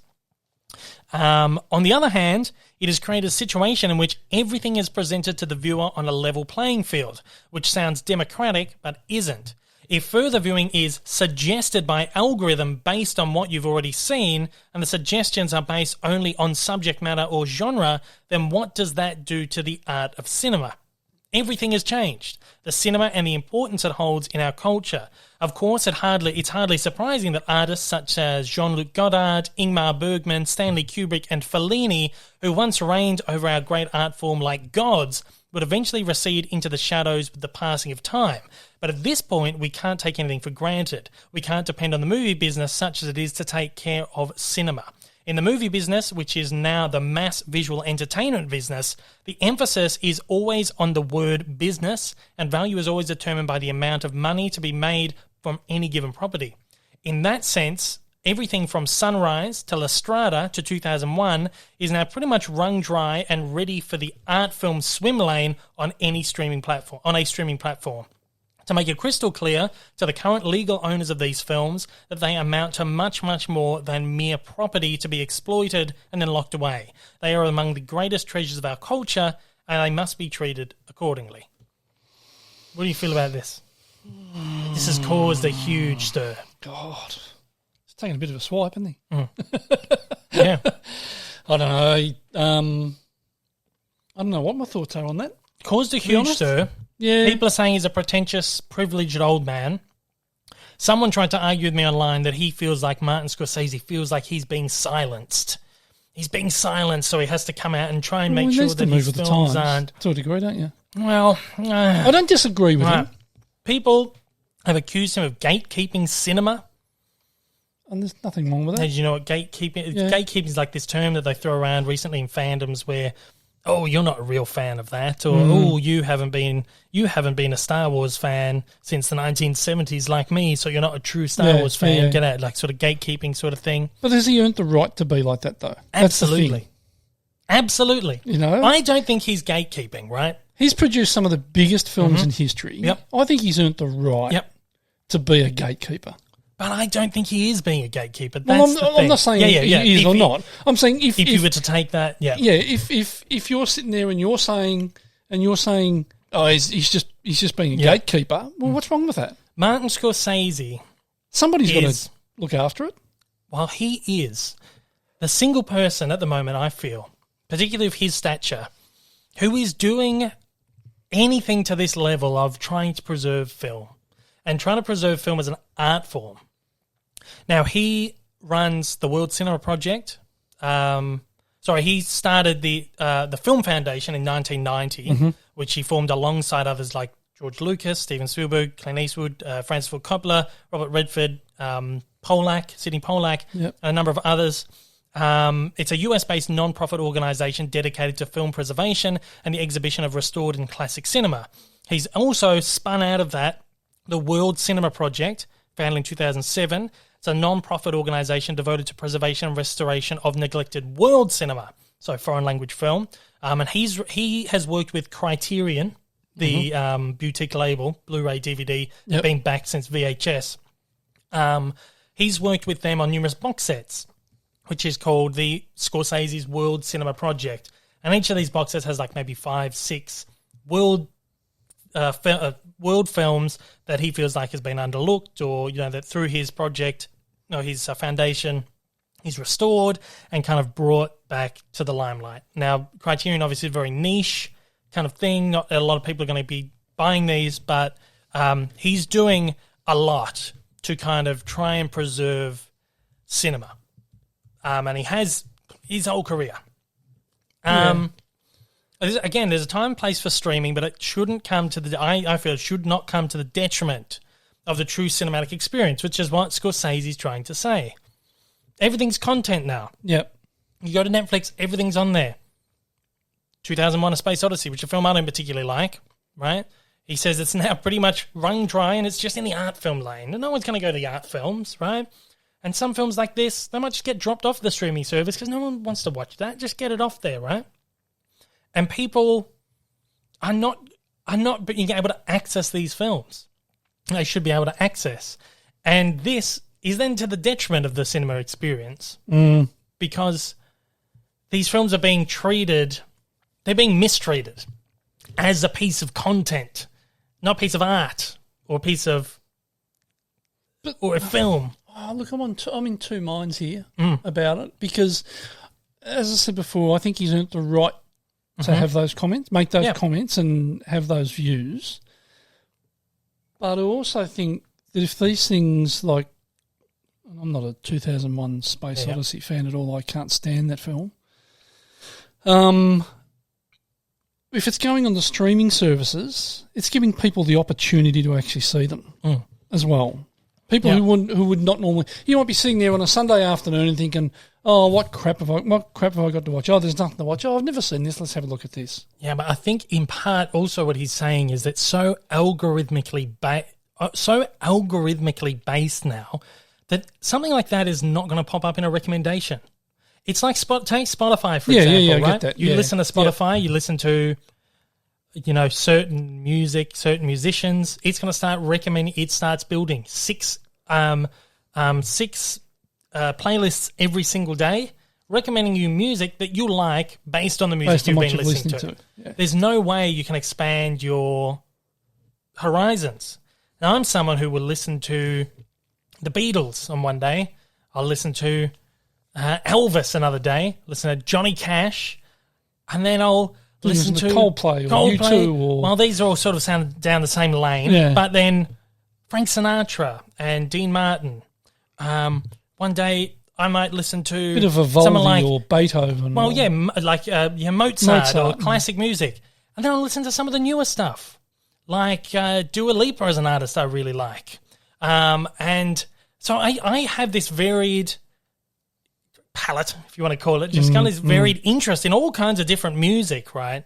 And you can apply this to film, where I will watch any genre of film, because I think a good film is a good film. But with this algorithm thing, how do people now get to experience all these other things if they're being spoon-fed the same thing? Well, if you're let's take 2001 as an example. If you're sitting there and watching things like Ad Astra or other, science fiction, spacey sort of things, is that going to be recommended? Well, I don't know. How much does it take into account of the age of the film that you're watching as well? Well, who knows? Those who build the algorithms know. Yeah, but I reckon that's part of it as well. Maybe. If you're not watching films before 1960, it's not going to recommend those films to you. Or, before a certain era. Yeah. I reckon they're so... I mean, I'm probably speaking shit, but I think they are built so smart that they don't recommend any music to you past a certain period because or movies before a certain period because you've only been watching these things over here as opposed to these things over here. I think that's what he's trying to say, is that there's so many things that now it's to the detriment of these things that aren't going to be able to be found. And it gets to a point where they're not being watched and the streaming service drops it. And we're going into this world now where there's less and less physical media, fewer titles are being released on physical disc, a lot of stuff's going out of print. The only way right now is to view it on streaming, if it's even on streaming. So what does this mean for the future? I think that's what he's saying. Like right now is the turning point where what he's calling for essentially is proper curation on these media platforms. Not so much about what you're doing's wrong, streaming's wrong, binging's wrong. It's about curating these collections better so that it's not to the detriment of the film and so that viewers do get a wider gamut of content to choose from. That's not exactly spoon-feeding it to you. So like the example I was saying before, if I'm listening to Elvis constantly for a week, it's never going to recommend Mozart to me. No, that's right. Right? So if you're watching superhero films constantly, it's never going to recommend something to you like Ben-Hur, Yeah. So the way that we now as viewers choose our content is really based on spoon-feeding, on this thing going, you love that, watch this, you'll love this too. Because not everybody's like us. Not everybody. No, exactly Not right. everybody will go out and buy a Blu-ray or DVD or 4K, whatever, like we do. And we can pick and choose what we watch when we watch and, whatever. Whereas I can see what he's saying, that you're almost held to ransom by the streaming services. Yeah. By them saying, you can watch this stuff, but this stuff, we're not going to let you watch this shit. Yeah. We'll bring that out in 5 years' time. I'll let you watch it. Yeah, exactly right. That's what Disney's been doing for years with their physical media. Yeah, exactly. So I get where he's coming from. Yeah. I don't know. I'm in two minds. What's the other mind? I like the convenience of it all. But the thing I don't like is the fact that you can't have what you want when you want it. Yeah, I think that's why we have physical media. I think that's what he's saying, right? He's saying he doesn't have a problem with streaming. He did The Irishman for Netflix. Yep. That was the only platform that would let him make that film. There's a movie he was trying to make for years and years, and finally Netflix goes, we'll give you the money for that. Right? Yeah. So the only way he could get that movie made was through a streaming service. He said what he's saying in here is there's no problem with that. There's no problem with this model of the way we are viewing content, but it's more about the way the content's curated and how it is to the detriment of those movies. And I feel like a lot of people that have gone and rallied against him, privileged old guy, he's pretentious. That's part of the problem. This is what fires me up, is that people just don't want to listen to it. Yeah. He has valid points. Yep. And again, there can be cases made for or against streaming or whatever, right? My main issue is listen to what he's saying. This guy knows better than anyone else, apart from maybe George Lucas out there, who is building like this massive narrative museum library thing out in California. But Martin Scorsese, man, this is the guy you got to listen to. And I said I disagree with things he said in the past. He has some hot takes, but this one I can get behind. because cinema as an art form is changing, but it's not necessarily for the best. Yeah, no, I get it. Yeah, so again, I think I agree with him. Yeah, you think you do? I think I do. Yeah, it's all right. In fact, no, I do. I do agree with him because like we curate our own collection. Exactly right. Well, we've curated a collection of not only stuff that we think we'll like, but I'm sitting here watching fucking Jean-Claude Van Damme movies every morning. Exactly right. Because I find it fun, right? Yeah. And I neglected those movies for 30 years because I thought that's going to be shit. Yeah. And I finally picked one up. I was like, you know what? This is okay. I'm enjoying this. And as you said before, we'll watch anything. If it's a good film, it's a good film. Whether it was made in the 1920s or 2020s. Yep. It doesn't matter. If it's a good film, it's a good film. So, we've got a good collection of old, what I consider old original films, like, Gone with the Wind and all those like sort of classic, on the classic stuff. There, right? So, well, I think I agree with him. Well, I do agree with him. Look, we collect physical, but we stream as well. Exactly. We're watching WandaVision.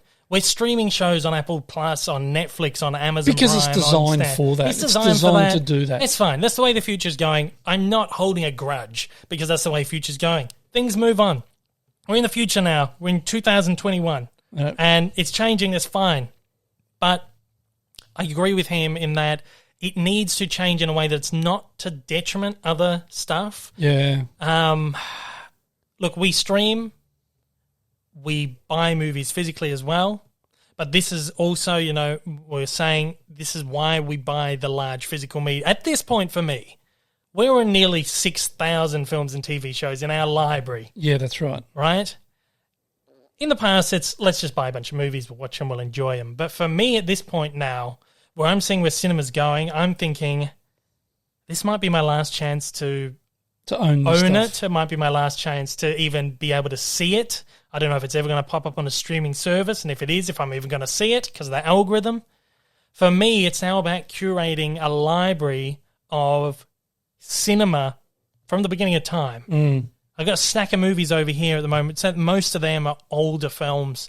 I see like a couple of Buster Keaton box sets there, silent films from 1910s, 1920s. There's Universal Monsters, classic stuff, a lot of film noir and stuff.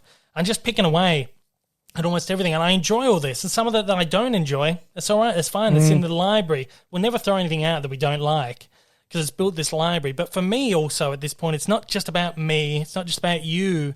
I feel like when I have children, how are they going to access all these kinds of films? Yeah. This vast catalogue of cinema if it's all streaming-based. There's a lot of stuff sitting out there. Is it that's not streaming? That this new generation won't see on a streaming service or won't be able to see unless they have 6 or 7 streaming services. Yeah.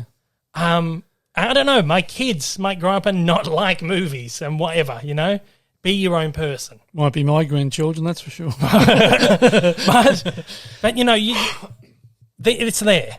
And if my kids turn out like me and you and they want to watch movies, they've got this 6,000 movies they can choose from. By the time they're around, there'll be 10,000. Yeah, well, yeah. And here's another question to that. Yeah. Another what do you call it? You know what I'm trying to think of? What? another angle to it. How long is Samsung, Sony, LG, and all these manufacturers going to keep producing Blu-ray players? Yeah, well, who dropped out? Panasonic dropped out. They don't produce Blu-ray players. That's right. Yeah. So it's going to get to a point where you're going to think, shit, they're not manufacturing these anymore. Yeah. I better go buy 2 or 3 of them to last me. I'm already seeing people doing that. Me the next 20, I've had people years. write in and say, I've just bought like 3 Blu-ray players so that I've got them there. And it's something I'm considering about doing, just going and buying something and just have it there. We've got some that have kind of starting to die now that are 5 years old. Yeah. And we've got, 3 or 4 in the house, 4 maybe more in the house, and they all still work. Yeah.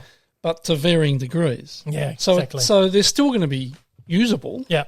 But it's going to get to a point where even I'm going to go out and go, I've probably got another 20 years of my life or 25 years or 30 years, whatever life I've got left. I'm still going to want to be able to access that. Exactly right. Because, you've heard conversations between your mother and me where we go, we'll watch a film and you'll say, oh, you've watched that, and we'll go, oh, I don't remember it. Oh. Well, we're going to be so blissfully unaware of stuff we've watched that we'll be able to watch stuff over and over again and think, oh, that was a good film. When was that one made? Yeah, exactly. You know, so even I'm going to have Blu-ray players that are going to last me through my life. Yep. Well, I look at so that's another dimension to it all. Yeah. Well, I look at we've got all our films catalogued on here in this app.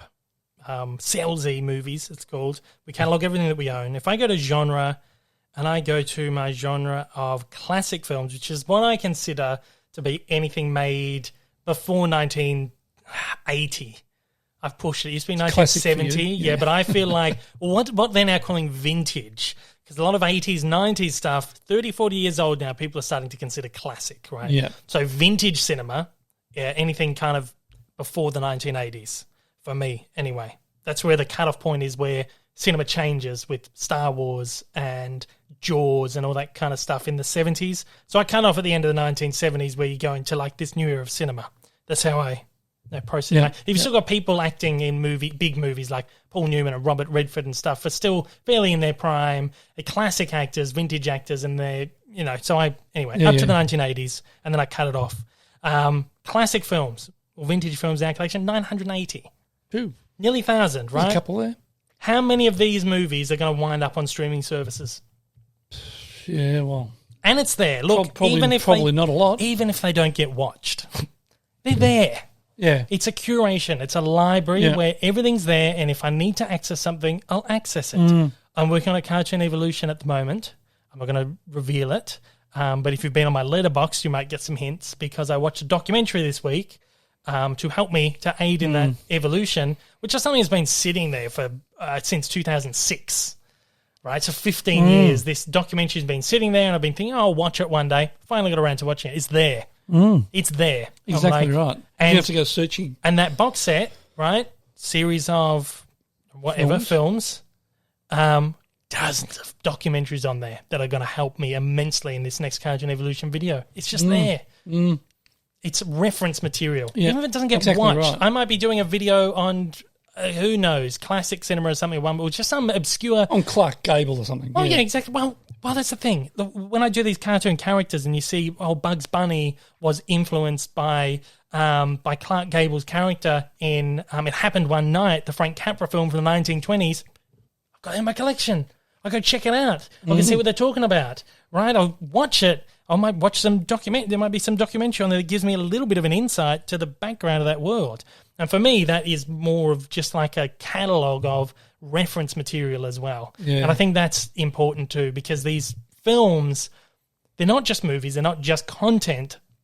It is reference material at this point. And we can't forget that. And that's a big part of what I do with my Cartoon Evolutions is someone put it to me, one of my patrons put it to me, you're making these videos that are going up on YouTube, they're going to be there forever.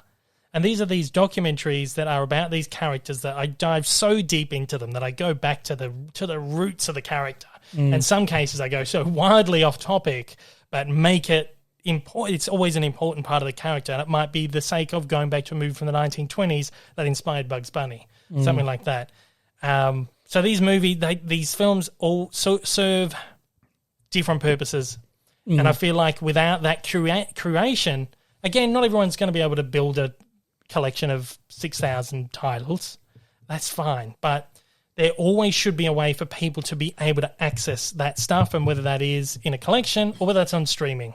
Yeah. Don't lock stuff behind an algorithm or just hide it away where you're never going to find it. Yeah, see, in a lot of films, probably not so much now, but when they were all being put on, DVD and Blu-ray and stuff, not all films came with special features. Yeah. And they came out as special editions, and we always made sure we bought the special editions that had the features in it. And if this is that example. And that's exactly what, well, we didn't know at the time, obviously, but we because we enjoyed the whole process of filmmaking and all that sort of stuff, that's why we bought them. But it turns out that they've become really useful as reference material. Same with my book. I have a collection of hundreds of books, and a lot of it was just, I was just enjoyed reading about movies and filmmaking and, just plowing through these books and learning about movies and stuff. At this point, I'm going back to books that I bought 20 years ago and using them as reference for my cartoon evolution. Yeah. And I feel like maybe the same case can be said for books and reference material. You just don't get as much anymore. So building up these libraries and these catalogues does serve more of a. I feel like maybe we've gone a little bit off topic. Yeah, but no, but it's all relevant. It's all though. part of it, isn't it? It's all part of it. So I feel like this stuff needs to be readily available, and that's all he's saying, I think, because it then detriments what these pieces of art can be used for. I know I've been with you on several occasions when you've gone in to buy books, and I've said to you, what do you want that for? Well, it might be useful one day. Yeah. And a lot of that, a lot of it has been. Yeah, I buy dozens of comic books and stuff as well, and half I don't read, but I know that at some point I'm going to need to reference. Here's an example: I bought the Vision and the Scarlet Witch arc 6 years ago. Really weird arc where Wanda and Vision get married and they move into a house in suburbia and things start going a little bit weird. And this is the weirdest arc I've ever seen in any comic book, but I'm intrigued. Get that in my collection. What's happened now? Yeah. They've made that into a TV show. Yeah. And I can go back to that as reference material. Yeah. And I don't have to sound like I'm speaking shit if I'm doing a video. Yeah. If I see something in the episode, I can go back to the book and just kind of like, I can understand where the kind of it's come from and all this stuff. So just even the most obscure things, if it's something that interests you, if it's something that interests me, and I feel like at some point, I just always know at some point this is going to come in handy. Yeah. And it might even be a book that you just take a line from or quote. Yep. So many books I go, again, I might be studying a character. It's just some random character or something, and there's something that links it back to something else, and I go, I have a book on that, or have a book that might discuss that. How many times did you do that while you were overseas? Oh, yeah. You'd ring me or message me or something. Can you have a look in this book for this? See if there's a quote on this person. And then I would take a shot on my phone and send it, or scan it and send it across or whatever. And that happened dozens of times while you were overseas. And I buy a lot of history books too. So like 20th century history books as American presidents or on the war or whatever. And that stuff I'm falling back on now as well when I do character, like this character was impacted by the war, or this character was like a big figurehead for, soldiers in Vietnam or something. I have historical reference material that I can fall back on to then help me build my story a little bit more. So again, wildly away from what Scorsese was discussing. But it's all about curation. It's about curating collections, and that's what he's basically talking about. What he's saying is that this kind of curation is so rare now that it's all falling in the hands of these people who own this material, who are only offering it to us in one way. So curate your content in a way that is going to be accessible for people, and whether that's to view as a film or whether to view as a piece of reference material. It's all history. Yeah, this cinema is all history. And I think it's a bit of a sad indictment on what your generation, that a lot of these people have no real respect for the past cinema. Yeah. Exactly what it is. And these are the people making decisions on what's going up. Exactly right. You know? But the thing I think is I think about something like Casablanca, which was made in 1941, right? So when I was born, 50-year-old movie. Yeah, that's right. Wasn't really that old. Cinema hasn't been around for long. It's a 50-year-old movie. It's 80 years old now. Yeah. How much older does that sound to people who are young, who are growing up? Right. When I was growing up, Casablanca was... I remember The Wizard of Oz celebrating like its 60th or 70th anniversary. Like that's 1939, that film. So how old is that now? It's just past 80 years. It's 82 years. So I remember I must have bought the 60th anniversary edition of the film, maybe? Just trying to think. Guys, how old does that make me? 60th anniversary would have been... I remember buying the 70th, the 75th, the 80th, maybe. So maybe 75th. But, like, as a kid, I watched that film as, like, 8 years old. Yeah. right? So that movie maybe even younger. That movie's like 50-ish years old when I'm a kid. I didn't realize that, but they don't. But now these movies seem a lot older. Yeah. So to me, the movies that were made in like the 40s feel like movies that were made in the 40s feel to people of today's generation what movies of like the 1910s feel like to me. Yeah, right. Right? Yeah, I get that. Because it's like that larger gap. Yeah. And I feel like the older, and that's even what he says in this first thing is like, he said there's obviously going to be a point where this starts fading into obscurity. They become so old, but we can prevent that from happening. Right? So, but that's happened with a lot of film already. Like, you look at things like, we were talking earlier off, before we did the podcast about Ned Kelly, the film Ned Kelly, made in 1904 or something like that, was the first feature-length film. Who knows about that? Well, exactly right. Yeah. There's not a lot of people that know or have seen that or has seen that film. 1906? Something like that. Yeah. So that stuff's gone. That's way off into obscurity. We don't even have a copy of that. No. The only copy you could get of that was like a DVD restoration the National Archive or something did, and I was too young. But see, I was too young. So you'll have to go to places like the archives, National Archives, to see this sort of stuff. The ACMI, they have a vast library of video that you can go and you can watch. Yeah. And they have a library on their computer, and it could be anything, television shows, classic films, reference material. They've got a catalogue. Yeah. They've curated a catalogue where you can go and you watch it on their premises, but old school way of doing it. No one. No one's going to do it. I've been there and there's no one in there. And it's only going to be people like you or I or students of film that's going to go in there and use that as reference material. Yeah, and I doubt whether there's too many people actually going to do that. It's a pretty sad state. I don't know. I just feel like the older I get, the older grumpier you get. Well, grumpier I get, yeah. But the older things start to feel. The older I start realizing, I try and put myself in the mindset of someone who's growing up now, and again that idea of Casablanca is like an 80-year-old film now, but when I was young, it wasn't that old. And I think about movies like movies I grew up with, even like Big Daddy or whatever from like the 1990s to today's generation. They're as old. That's an old film. They're as old as stuff like what Vacation or Ferris Bueller or something was like to me as a kid. Flubber. Well, Flubber came out when I was a kid, but a movie like Flubber to today's generation is as old as something like Caddyshack or Ferris Bueller was to me. Right. Even older. Yeah. Just 20 years. Yeah. Caddyshack, like all those 80s. I was like 10 watching them. Something so like made 10, in the 20 years old. Yeah.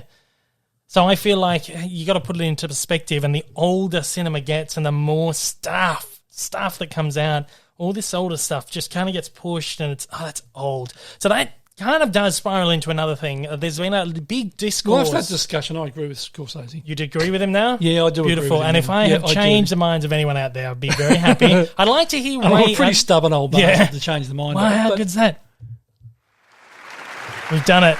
We cracked it. No, but if there is anyone out there who's been on the fence or whatever and have listened to this, stuck through that, I'd like to really know. So send me a tweet, send me an email, daveleepod@gmail.com. Get me on Instagram, wherever you can get. I'd really like to know if this conversation has broken through to anyone. Right? Or write a comment down in the description if you're watching on YouTube, anything like that. I'm just kind of keen to hear what people are thinking. So Scorsese is not lashing out against these things. He's just concerned. He's concerned for the history. He's an older guy. He's not going to be around for too much longer. And it's like he's trying to do what he can do while he can do it. Yeah. And you got to listen to these. Like, you can't dismiss him as. And you got to hope that there's somebody behind him. Oh yeah. Like, say Christopher Nolan or somebody like that is going to take that mantle on. Well, he would be, I think, Christopher Nolan out of today's generation. I would imagine he'd be one. Because he's the one that still insists on shooting on film and shooting on the biggest and the best formats and all that. So I feel like there are still people out there like this. I don't think we'll ever see movies get swept under the rug completely. But I reckon you'll see guys like Clint Eastwood and all that all agree with Scorsese. Oh, yeah. And they would most definitely. Part of that film fund sort of thing. Yeah, they just have to, And as I said, I just hope that there's somebody behind him, like a Christopher Nolan, that he's going to take it on and run with it and say, this is what we need to preserve and this is how we need to preserve it. Yeah. Yeah, definitely. Another part of it, this has also sparked, we're pushing 2 hours here, but this has also sparked... Hasn't felt like it. No, it sparked a whole other debate about why do we even need to watch old movies? And this is like this kind of weird runoff thing that's come from this. They're old. We don't need to watch them. They're old. I feel like we've made a case for why they're important, so we don't need to spend too much time on it. There's been a lot of shit takes from people just saying these movies are old. Why should I watch it? There was a tweet. I'm not going to say the guy's name because I think he felt bad about tweeting this out. It's public knowledge who he is and what he wrote. He's not a bad guy. He was very sorry about what he did. He deleted this tweet. The tweet was, I broke a long-standing rule of mine not to watch movies made before 1975, so I could finally see Citizen Kane. Taught me a valuable lesson. These rules exist for a reason. So this is a guy who he works for a very high-profile newspaper in America. Right. His follow-up tweet was, it feels like I'm looking at hieroglyphics. I'm sure there was a time where a lot of people got it and enjoyed it. That's not exactly entertaining to me. I'll agree in a term. Citizen Kane is one of those movies that people love to love, and it is technically brilliant. It was ahead of its time. What Orson Welles did with that movie was just mind-boggling, how the studio gave him free reign over the picture at a time when it wasn't common. It still isn't common today to have final cut on your own film or to call the shots yourself on your own film without the studio right down your neck. So that film's a very important film. But I agree, it's a little bit boring. It's a little bit tedious to watch on a narrative level. Technically, brilliant film. And the making of it is fascinating. Yeah. But again, I agree. Maybe I understand if people can't enjoy it. But why completely blank out everything else before a certain... Like, why 75? What is the cutoff of 1975? Is that what I was saying before, where I feel like 1980 is the cutoff where that's all classic cinema, this is all modern cinema? Maybe. How old is this guy? Who knows? Was he born in 75? I don't know. Oh, yeah, maybe. I think he's probably late. I don't know how old he is, but he looks like he's probably older than me. I don't know if he's of my generation. That's him there. I don't want to read it out. I don't feel I don't feel like throwing people under the bus or whatever. And I never, want to tell people, go rally against this guy. No. That's silly. But this is just a tweet that has kind of rubbed me up the wrong way, and it rubbed a lot of people up the wrong way. Like, why? Why 19... You want to know some movies that came out prior to 1975 that still hold up today? Not necessarily movies that... I'm saying he was born in 75. You reckon he was born in 70? That's probably it. A lot of people were saying, why 1975? He didn't answer it, right? He looks like he's about 40-odd. Yeah, I reckon. Mid-30s to 40. Yeah. I reckon. Yeah, easily. So I reckon maybe that's it. I'm not going to watch anything prior to when I was born. I don't know. But this guy felt pretty bad about it, and he was like, I'm sorry, it was slightly a joke, but it's kind of not really a joke. He tried to make a light of it, but the way he said it, it's a valuable lesson. These rules exist for a reason. Bit silly. The tweet's not out there. Don't hassle the guy because the guy got a lot of hassling on it. I just think it's a bit tone deaf. But movies that came out prior to 1975, of course, not everything's going to be everyone's cup of tea. Not everyone's going to go and watch the great Buster Keaton film from 1912, a silent epic sort of film. But here are some movies prior to 1975 that I personally think still hold up today as really good films that modern audiences will still enjoy. The Godfather 1 and 2, 1972 and 1974. Right? Yep. Cool Hand Luke, 1967. Now, that's just a cool film. It's a great film. Really good movie. Butch Cassidy and the Sundance Kid, 1969. Cool Hand Luke. Cool Hand Luke's up there on the wall, yeah. 12 Angry Men is one of the greatest films ever made, 1957. The writing in that, it's like a bottle film where it's all set in this one room where these 12 jury members are arguing to seal the fate of this guy. Was this guy a murderer or whatever else? And it's like 2 hours of them just arguing in this room. Incredible. It's a masterclass in writing. Hitchcock films from the 1970s. Psycho, it's 1950s, 60s. Psycho, Rear Window, The Birds, Vertigo, To Catch a Thief. I think these movies all still hold up now as really good movies. Most definitely. Breakfast at Tiffany's, 1961. So these are films that I just feel are timeless, and they don't feel old. So a lot of old movies you watch feels dated, it's very old. There's been a lot of talk about Gone with the Wind recently, how Gone with the Wind has aged, and not in a very good way. But a lot of movies in particularly the 50s, 60s, 70s, even earlier, still hold up. Talk about Frank Capra films, like It's a Wonderful Life. Oh, yeah. Like 1930s films that he did. Still hold up, just as really good films. So I think we shouldn't discredit movies because of when they were made or how they were made or if they're in colour or if they're in black and white. I know a lot of people, this has sparked up and a lot of people going, yeah, I won't watch anything that's in black and white. Someone was like, I wanted to watch Psycho, which was made in 1960, but that was shot in black and white. Why? Sort of thing, you know? And it's like, why discredit this art because of how old it is or how it was made? It doesn't change the fact that it's a good story. Well, as we said before, a good story is a good story. Now, how many? I wonder how many films this particular guy has watched that are remakes of old films. Well, yeah.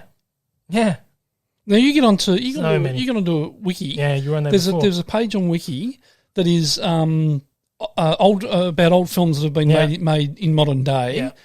And there is a list of hundreds if not thousands. And you might not know it half the time because they changed the title. Exactly. It's a remake. Right. Exactly. Things like Gone in 60 Seconds and Fast and Furious and just a whole heap of stuff. So many movies. Yeah. Just a heap of them. Star is Born, how many times was that done? Oh, exactly. And everyone loved the new version with Lady Gaga, Bradley Cooper.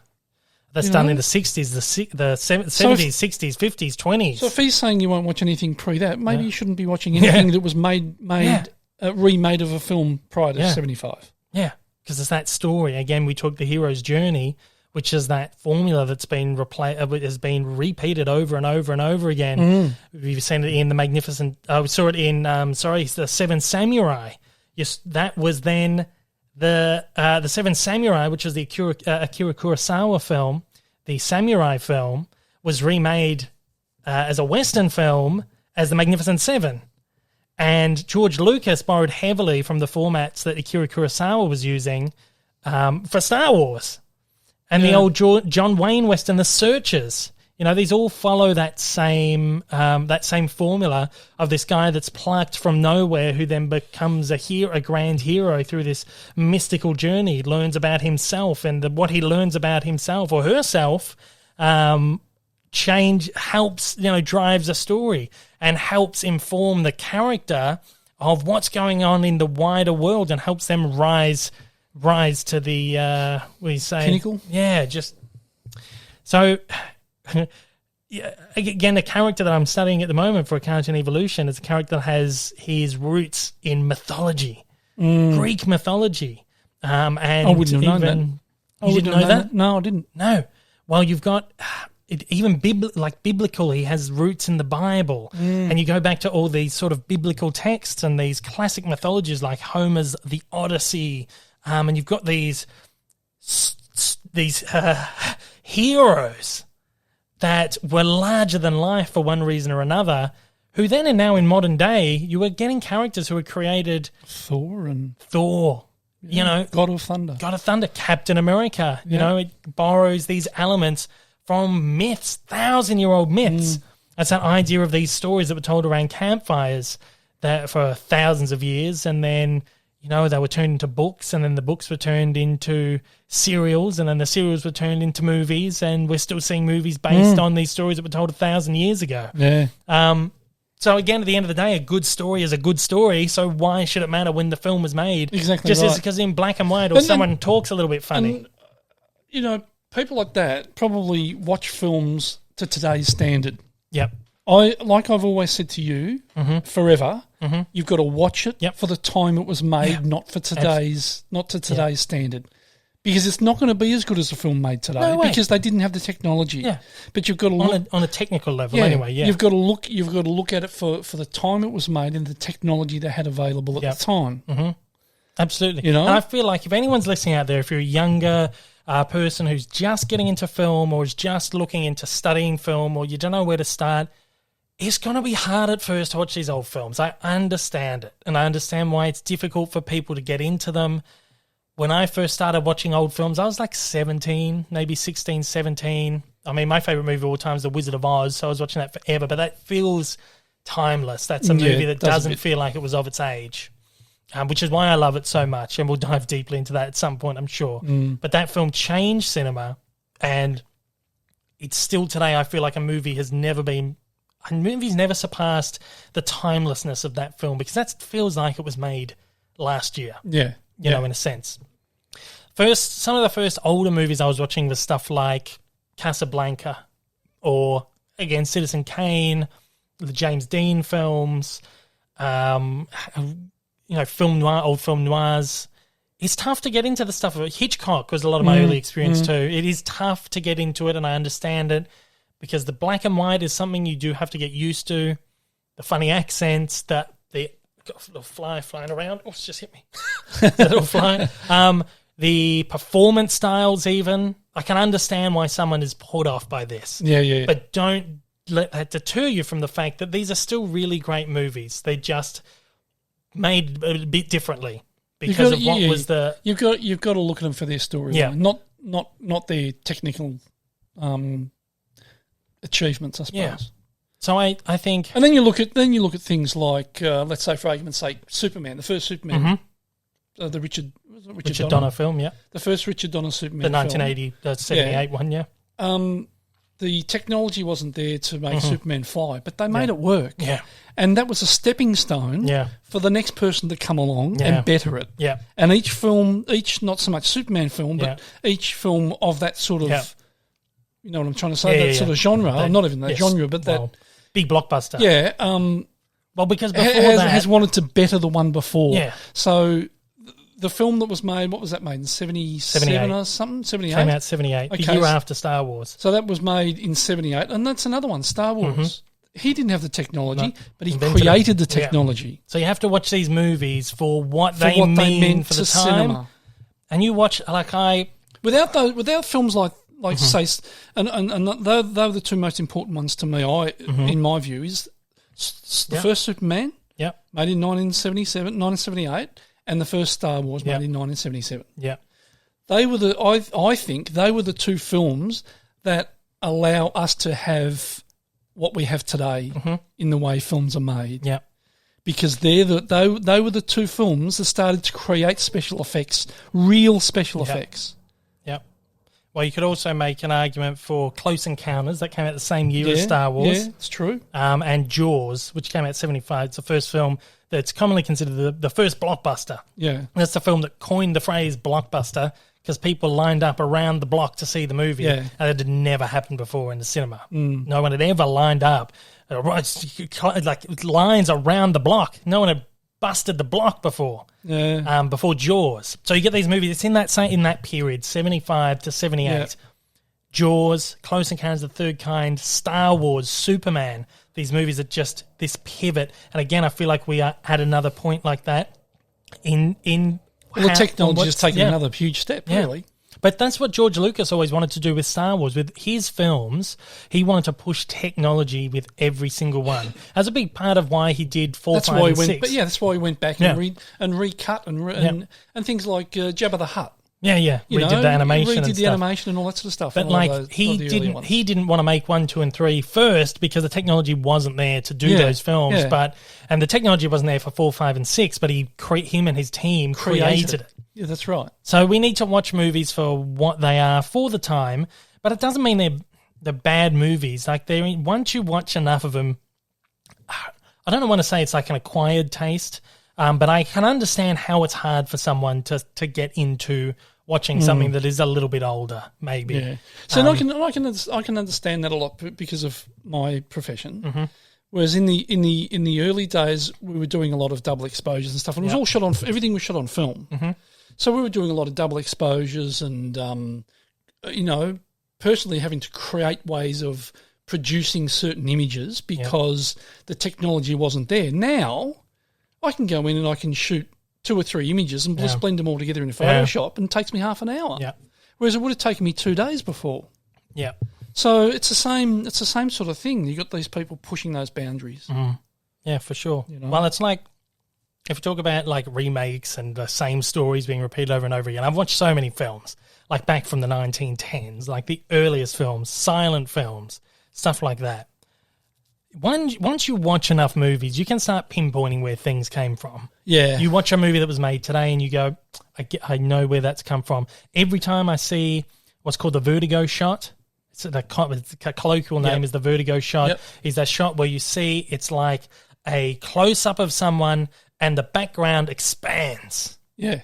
So it's almost like the background's going like this, and it's almost like the look on this person's face, like this weird thing. So how they do that is they zoom in with a zoom lens as they're tracking backwards. Yep. So it keeps that face in the frame, in the middle of the frame, while the background moves. Yep. So they call that the vertigo shot because Alfred Hitchcock used that extensively in Vertigo. Yeah. Like it had been used prior to that, but that was like the first like major use of it. So things like this, you can pinpoint. You see it. You see the vertigo shot used all the time in stuff. Marvel uses it a lot, and just random movies you might go, oh, you see it, and every time I think, oh, vertigo shot. I think of one shot in there's a couple of shots in Armageddon. Yeah, where they used it. So you got to everything that is new now is old. Yeah. It's all so there's no point in going, I'm not watching that movie because it's old, because if it's a good movie, and this is something you did teach me when I was younger, it's a good movie, it's a good movie. It doesn't matter when it was made, how old it is, it doesn't matter if it's in black and white or if it's in colour, it doesn't matter what the social norms are of you watching the kind of film, it's a rom-com or something, and you're a guy, I shouldn't watch a rom-com, fucking watch it. I fucking love my rom-coms. Notting Hill, When Harry Met Sally, the Adam Sandler films. Love Actually. Love Actually. They're some of my favorite. Pretty Woman. Some of my favorite movies of all time, right? And even if there is like a social stigma of you can't watch that because you're a guy, fuck that, man. Because cinema is cinema and a good story is a good story. Yeah. And just fucking watch it. Well, even things like what was that one called? Songs of the South or something? Song of the South. There's the Disney one. That was banned. Oh yeah, Song of the South. That was the Disney one, with the it's sort of about, it's set in post Civil War America. Yeah, slavery and all those sorts of things. The characters are they're ex-slaves, but they're still living on the plantation. Yeah. So I understand why it's not relevant today. Yeah. But it was relevant for the time it was made. Yeah. Well, I don't know if it was relevant or whether, but it was acceptable then at the time. Well, see, you know what I mean? Yeah, the interesting thing with Song of the South is it's a film that I feel like's been twisted over the years because it's not a racist film. The story is about, again, is problematic. There's a lot of problematic things about it. The way that the characters are portrayed, I can understand. Yes, problematic. But the story at the core of that is this older black man is living on a plantation. He's not a slave. I feel like that's one of the misinterpretations of the film, is that people think it's about these happy slaves living on a plantation. They're not slaves. It's set in post-Civil War America. They're still living on the plantation. Again, I understand it's a bit iffy. But this guy is telling stories to the children that come to him. And that's black children and white children. And the story of the film is actually about acceptance and how these two boys, a young black boy and a young white boy, should get along. Yeah. But over the years has been twisted into something completely what it is. But that's a good point, is that something like that you do have to view in the context of the time. Of the time it was made, that's right. It's not, you wouldn't... Nothing about that film was acceptable in this day and age. And it wasn't then either, but, it was more... People were more free with that kind of thing. It wasn't as frowned upon back then. Mm. Not that that's a good thing, but you've got to... My point is, you've got to look at cinema and film for the time that it was made, not to today's standard. Yeah, exactly right. Because some of these have really important messages in them. Mm-hmm. Yep. It's tough. It's like I can't stand that is like, I'm not watching it because it's old, or I'm not watching it because it's a chick flick, or I'm not watching it because it's in black and white, or I'm not... It's a pretty narrow view. It's such a narrow view that I think that's what I'm getting at, and it really riles me up every time. And these movies these are just important films, and what they mean to cinema, and what Martin Scorsese is saying, we shouldn't forget these movies. Let's not just lump these all as a piece of content or just a relic of the past that we don't need to revisit. There's always an important reason to go back to these movies. One example, you've got someone pretty close to you that's not into old film, though. Yeah, my girlfriend, Alicia. I'll say, let's watch this. It's a movie from 1980. It's old. I don't want to watch that. I'm like, what are you talking about? And then she'll watch something. We went, when we were in London, when we were in England, we went into London. We saw Amadeus playing at the... one of my favourite films of all time. Incredible film. Love it. It's played at the Royal Albert Hall. Almost pulled that out and watched it the other day, actually. Did you? Brilliant movie. It is, what was that, 70s? No, it'd be 84. 1984. So that's, to Alicia, that's an old movie, right? I was like, I have to see it. I'm a big Mozart fan. Is that because it predates her? Well, I think so, yeah. I think it is. Even a lot of like early 90s movies. This guy, I reckon he was born in 75. I think a lot of early 90s movies, even she's like, oh, that's too old. I'm not watching that. Yeah, she has. But I think so. I think there is a point now where she's starting to rile me up because she it starts to wind me up a little bit. So I think a lot of the time when she says it, it's tongue in cheek. But there is something there which she's like, I'm not watching that. That's old, right? Her favourite movie is Titanic, which is from the 90s. But I will say Titanic's a brilliant movie. James Cameron did with that. I don't like it. Fantastic. It's a great movie. It's beautifully shot, beautifully made, but there's just something about it. Something you don't like, that you don't connect with. I love it. I think it's great. But anyway, we saw Amadeus at the Royal Albert Hall. They had like the symphonic band there playing the music, playing Mozart along with the film. One of those deals. And Alicia was like, she didn't protest against seeing it because she knew it meant a lot to me. And was like, okay, I'm going to come. I will see it with you. But it's always that thing where I know she's thinking, I'm not going to enjoy this. It's like that thing where you feel like I'm being dragged along to something and I'll go because it means something to the person, but I'm not going to enjoy it, but I'm going to go anyway, right? So I understood that with her, and she was like very happy, yeah, we'll go and see it because I know you love the movie, I know you love music and stuff. She loved it. Yeah. She thought the movie was brilliant. She enjoyed the music, the people, people playing the music at the Royal Albert Hall, man, and that film gave me a real love for classical music, yeah. Oh, also classical Mozart, yeah, Mozart music. I think me too, in a way, yeah. That and like the Disney, like Fantasia and stuff like that really got me into classic music. And like how you would never got into Mozart if it wasn't for Amadeus. That's right. Something like that. Yeah. So it kind of loops back. But yeah, Alicia loved it. Loved being there in that environment and hearing the music. And, she's not a huge classical music lover, but loved the music and hearing them play and seeing the movie. And she thought the movie was great and funny and enjoyable and loved it. Was like, yeah, I loved that. So push yourselves. Push the boundaries. It can be hard sometimes to knock that wall down. Another example. Just enjoy classic cinema. Just enjoy it. Enjoy everything. Another example, this is the last, and then we'll get on to... We need to move on. We've got some news. I think we'll skim through some stuff. I'll drop some stuff off. But at university, we studied... I had this one lecturer who refused to play any movies after, like, 70s or, like, after the 60s. So, again, it's a deal like he's focusing specifically on classic films.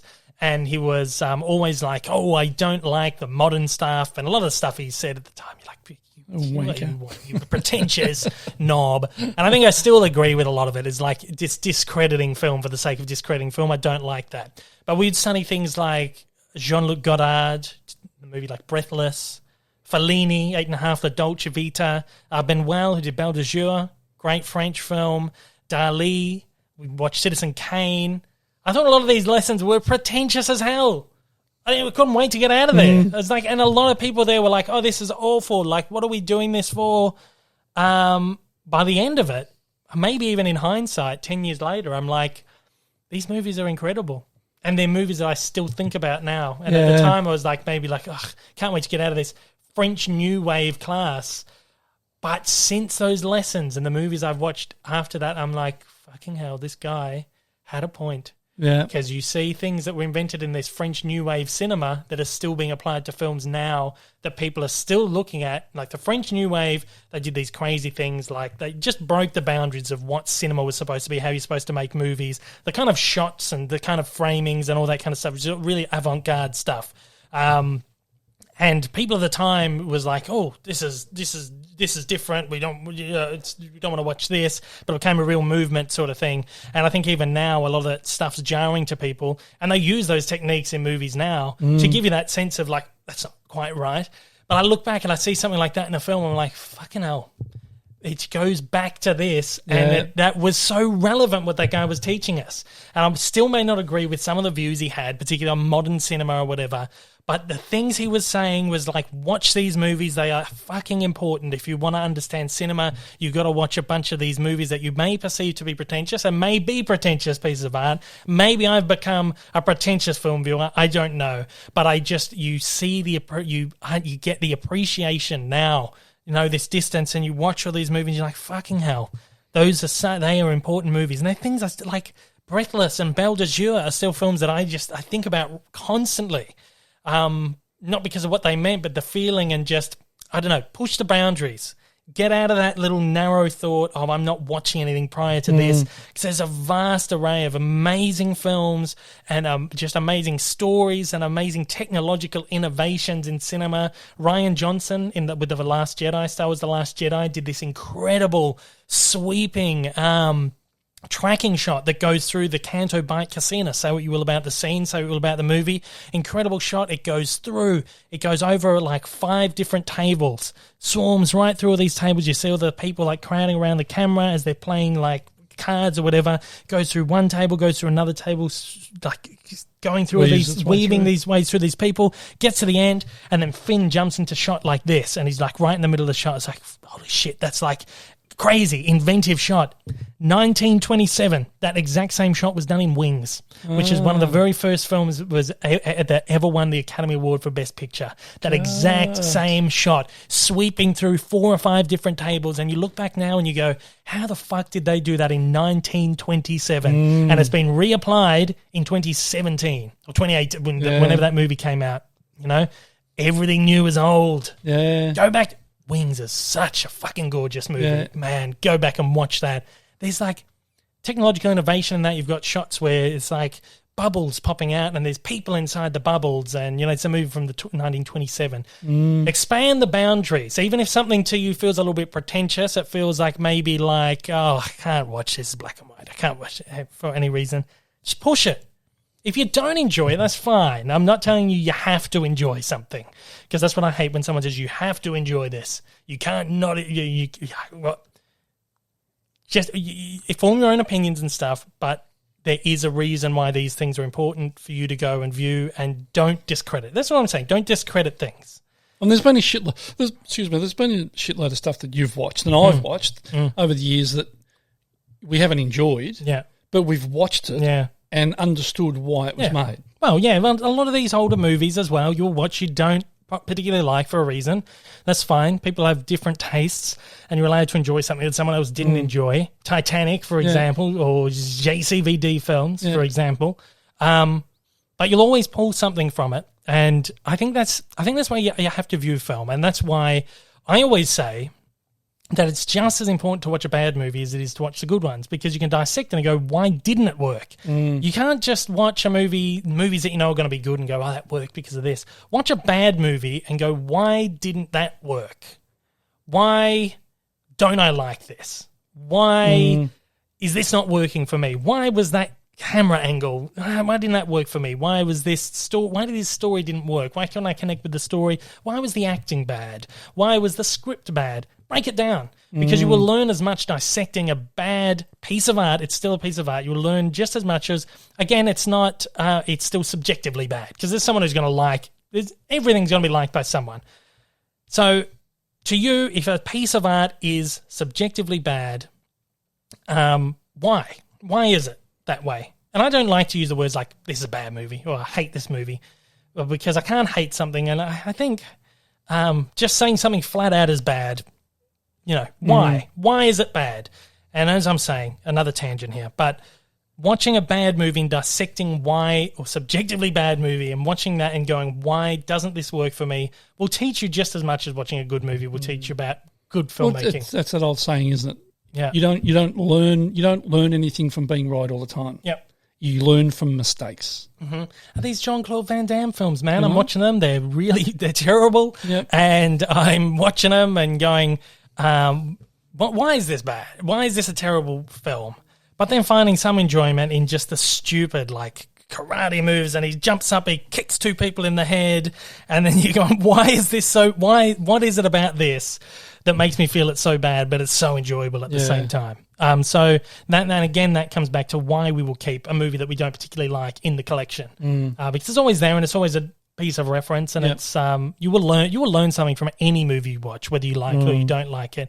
So I think that's an important thing. Push your boundaries. And, I remember when I was going through college back in the early 80s or whatever it was. We in some of my classes, and I'm not in moving pictures. I mean, I create stills. Create stills. But we watched a lot of film like Dali, what's it called? The Chenandlu, but the Benwell. Oh, jeez. That was the one he did with Andalusian Dog. Yeah, it was called, the French name was Andalou, that and Citizen Kane and a few other old films we'd watched. And we and at the time I didn't understand the relevance. But the relevance was it was about waking up your visual appetite. Yeah. And that's what it was. It was about the art. Yeah. And that's all part of what that is. Yeah, exactly right.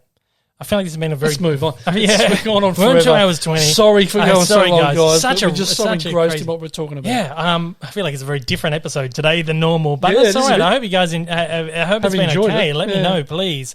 Or if you've switched it off halfway through rambling about these. Again, I don't know if I've become a pretentious film fan, or maybe it's just over time you just... know what you like. You know what you like and you begin to appreciate more. And I have, over my time watching movies, grown an appreciation for everything.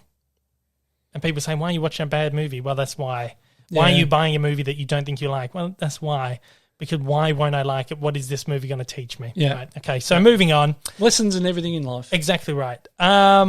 We'll skip a few things that I've got down here. There's a bunch of movies that have just been newly announced. We'll rapid fire through these because there's not a lot to talk about anyway. Paddington is getting a third movie. Oh, that's all right. Excited? Yeah. Yeah, I loved the first two. The second one with Hugh Grant where he was in the jail, he's doing that dance. And the greatest films ever made, but they were enjoyable. They were fun. Just fun films. Innocent movies. That's coming out from Studio Canal. They haven't confirmed anything other than the fact that it is coming out, which is going to be exciting. And obviously Ben Whishaw is probably back on board as Paddington.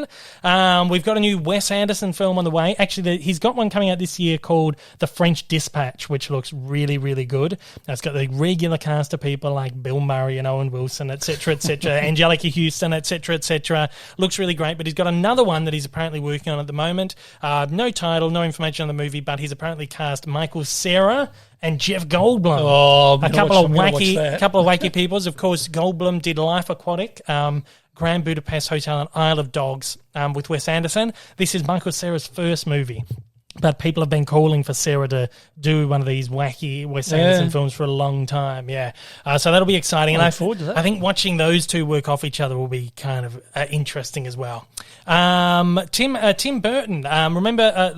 probably back in October, there was chatter about Tim Burton working on some sort of Addams Family project. Yep, that's right. Yep. They've confirmed that what he's doing is actually a TV show for Netflix based on Wednesday Addams as a detective. Oh. Yeah, so it's going to be like a detective kind of thing. It's going to be 8 episodes. He's going to direct the first one. The showrunners are Alfred Gough and Miles Miller, who showran Smallville. They come up with a concept and are attached to it. And, of course, Burton's going to put his Burton spin on it all. And, yeah. Sounds it could be interesting. Who knows? Yeah. Depends what route they might go with, like the young adult sort of route with it, like CW kind of stuff. But with Tim Burton's spin on it, might be interesting. Could be very interesting. I'm not a huge Burton fan, but I'll watch his stuff. Yeah, for sure. I'm the same. I love a lot of his older stuff. I'm not a huge fan of his newer stuff, but I always watch it. Here's a good one. This one's a newly announced one called Bullet Train. Deadline reported this is weeks ago. This is something I've been dying to talk about for a few weeks. Sandra Bullock and Brad Pitt will team up on the screen for the very first time. Weird pairing? Yeah. never been in a film together before. It's going to be called Bullet Train. It's for Sony. It'll also star Joey King, Aaron Taylor-Johnson, Brian Tyree Henry, Zazie Beetz, Michael Shannon, Logan Lerman, Marcy Elka, and Andrew Koji. It's directed by David Leitch, who did Atomic Blonde, Deadpool 2, Fast and Furious, Hobbs and Shaw. And he was an uncredited director on the first John Wick. So we know it's going to be action-packed, it's going to be exciting, it's going to be big. And it's an action flick based on the Japanese novel Maria Beetle. The synopsis is 5 assassins find themselves on a fast-moving bullet train from Tokyo to Morioka with only a few stops in between. They discover their missions are not unrelated to one another. Question becomes who will make it off the train alive and what awaits them at the terminal station. It's going to team up Brad Pitt and Sandra Bullock for the very first time. They've both done... A lot of people think that they've done a movie together, but this is because... Brad Pitt did the original Ocean's films, and then Sandra Bullock did the new one. Yeah. And people, I also get Julia Roberts and Sandra Bullock confused some of the time. Like, I don't get them confused, but it's like one of those two people that you just kind of mix up all the time. Yeah. So I'm always thinking, hang on, she was in the Ocean's films. No, it was Julia Roberts, and Sandra Bullock did the new one. So even I get a little bit confused. You know, the two big... female stars of the 90s. Around the same time. But Brad Pitt was also a big star from around the same time too. And for them two not to have ever crossed over in a film before, it's a bit strange. Is there another romance there? Pitt and Bullock? Pitt and Bullock, maybe. What would they call themselves? Pittock or Bull Pitt? Bull Pitt. Pitbull. Pitbull. Pitbull. Yeah. There you go. Alrighty, let's get some subscriber questions in. I actually have to make sure how much time we've got left on the camera, rolling on the camera. I think it's 15 minutes. So let's push it to like 2.5 hours. Get in a couple of subscriber and listener questions. Okay, Anthony Fisher, Patreon. Yes, wonderful guy. This guy's been following for a long time. Has he? He sent me some slip covers for Disney. Oh, yes, discs another a while one. ago. He wrote us a lovely message for Christmas. Yes, he Christmas certainly card. did. Thank you for that, Anthony. We did get that. Much appreciated. Yeah. Do you think Cruella will be able to open in cinemas, or do you think Disney may go down the same route as they are with Raya and the hybrid release? Mm-hmm. I'm just asking, as that trailer never actually said where it was going. Yeah, I didn't notice that. Interesting. I did notice that they didn't plaster Disney Plus on the trailer. So, of course, the new Cruella de Vil trailer dropped this week. It's like a remake of 101 Dalmatians, sort of a prequel to the live-action ones they did in the 90s with Glenn Close. Look, I think Disney is probably still up in the air about what they're doing with their slate. I wouldn't be surprised I think they're probably waiting for Raya and the Last Dragon to open up in a couple of weeks' time. That one's doing the split model where it's opening on Disney Plus and in cinemas on the same day. I think that they're going to charge. It's going to be a Premier Access title, so you've got to pay to watch it on Disney Plus, or you can go and see it in the cinema where cinemas are open and they're safe to go. I think they're probably going to wait to see how Raya does, and if that's a successful model, they will probably apply it to Cruella, maybe Black Widow, and whatever other movies they've got, Jungle Cruise, whatever else they've got lined up for the rest of the year. I think they're waiting, and that is why they're not very specific about it in that trailer or on the poster. Because it's still up in the air, I think. And I think studios now are a little bit nervous about trying to set things in stone when they know it could just change at the drop of a hat. But I personally think if Raya does well, and I think it will, they will probably apply that model for the rest of their films for the rest of the year. Okay, this one here, this next question by Walter Sauzer. Yep. I want you to answer, as I mention each film, yes or no. That's all I want. Okay? Yeah. Have you seen movies like Sky High? No, but it's been on my wish list for a long time. It's sitting out there waiting to be yes watched. Or no? Apparently it's great. Yep. Thin Red Line? Yes. Babe? Yes. Tropic Thunder? Yes. Original Superman movie? Yes. Haven't we all? Yeah. 4 Weddings and a Funeral? Yes. Gone Baby Gone? Multiple times, yes. Billy Madison? Yeah, many times. 3:10 to Yuma? Absolutely. That was a great film. Yeah. Panic Room? Yeah. Lock, Stock and Two Smoking Barrels? Yes. Love it. Beavis and Butthead Do America? No. Freddy versus Jason? Parts of it. Cloverfield? Yes. Last King of Scotland? Yes. GoldenEye? Yes. 8th Grade? No. And Poltergeist? Yes. Okay. Mm-hmm. Hope that answers the question. Fandom fair. I know you like Looney Tunes. Yep. So do you think there are too many reboots? I'm excited while Willie. Well,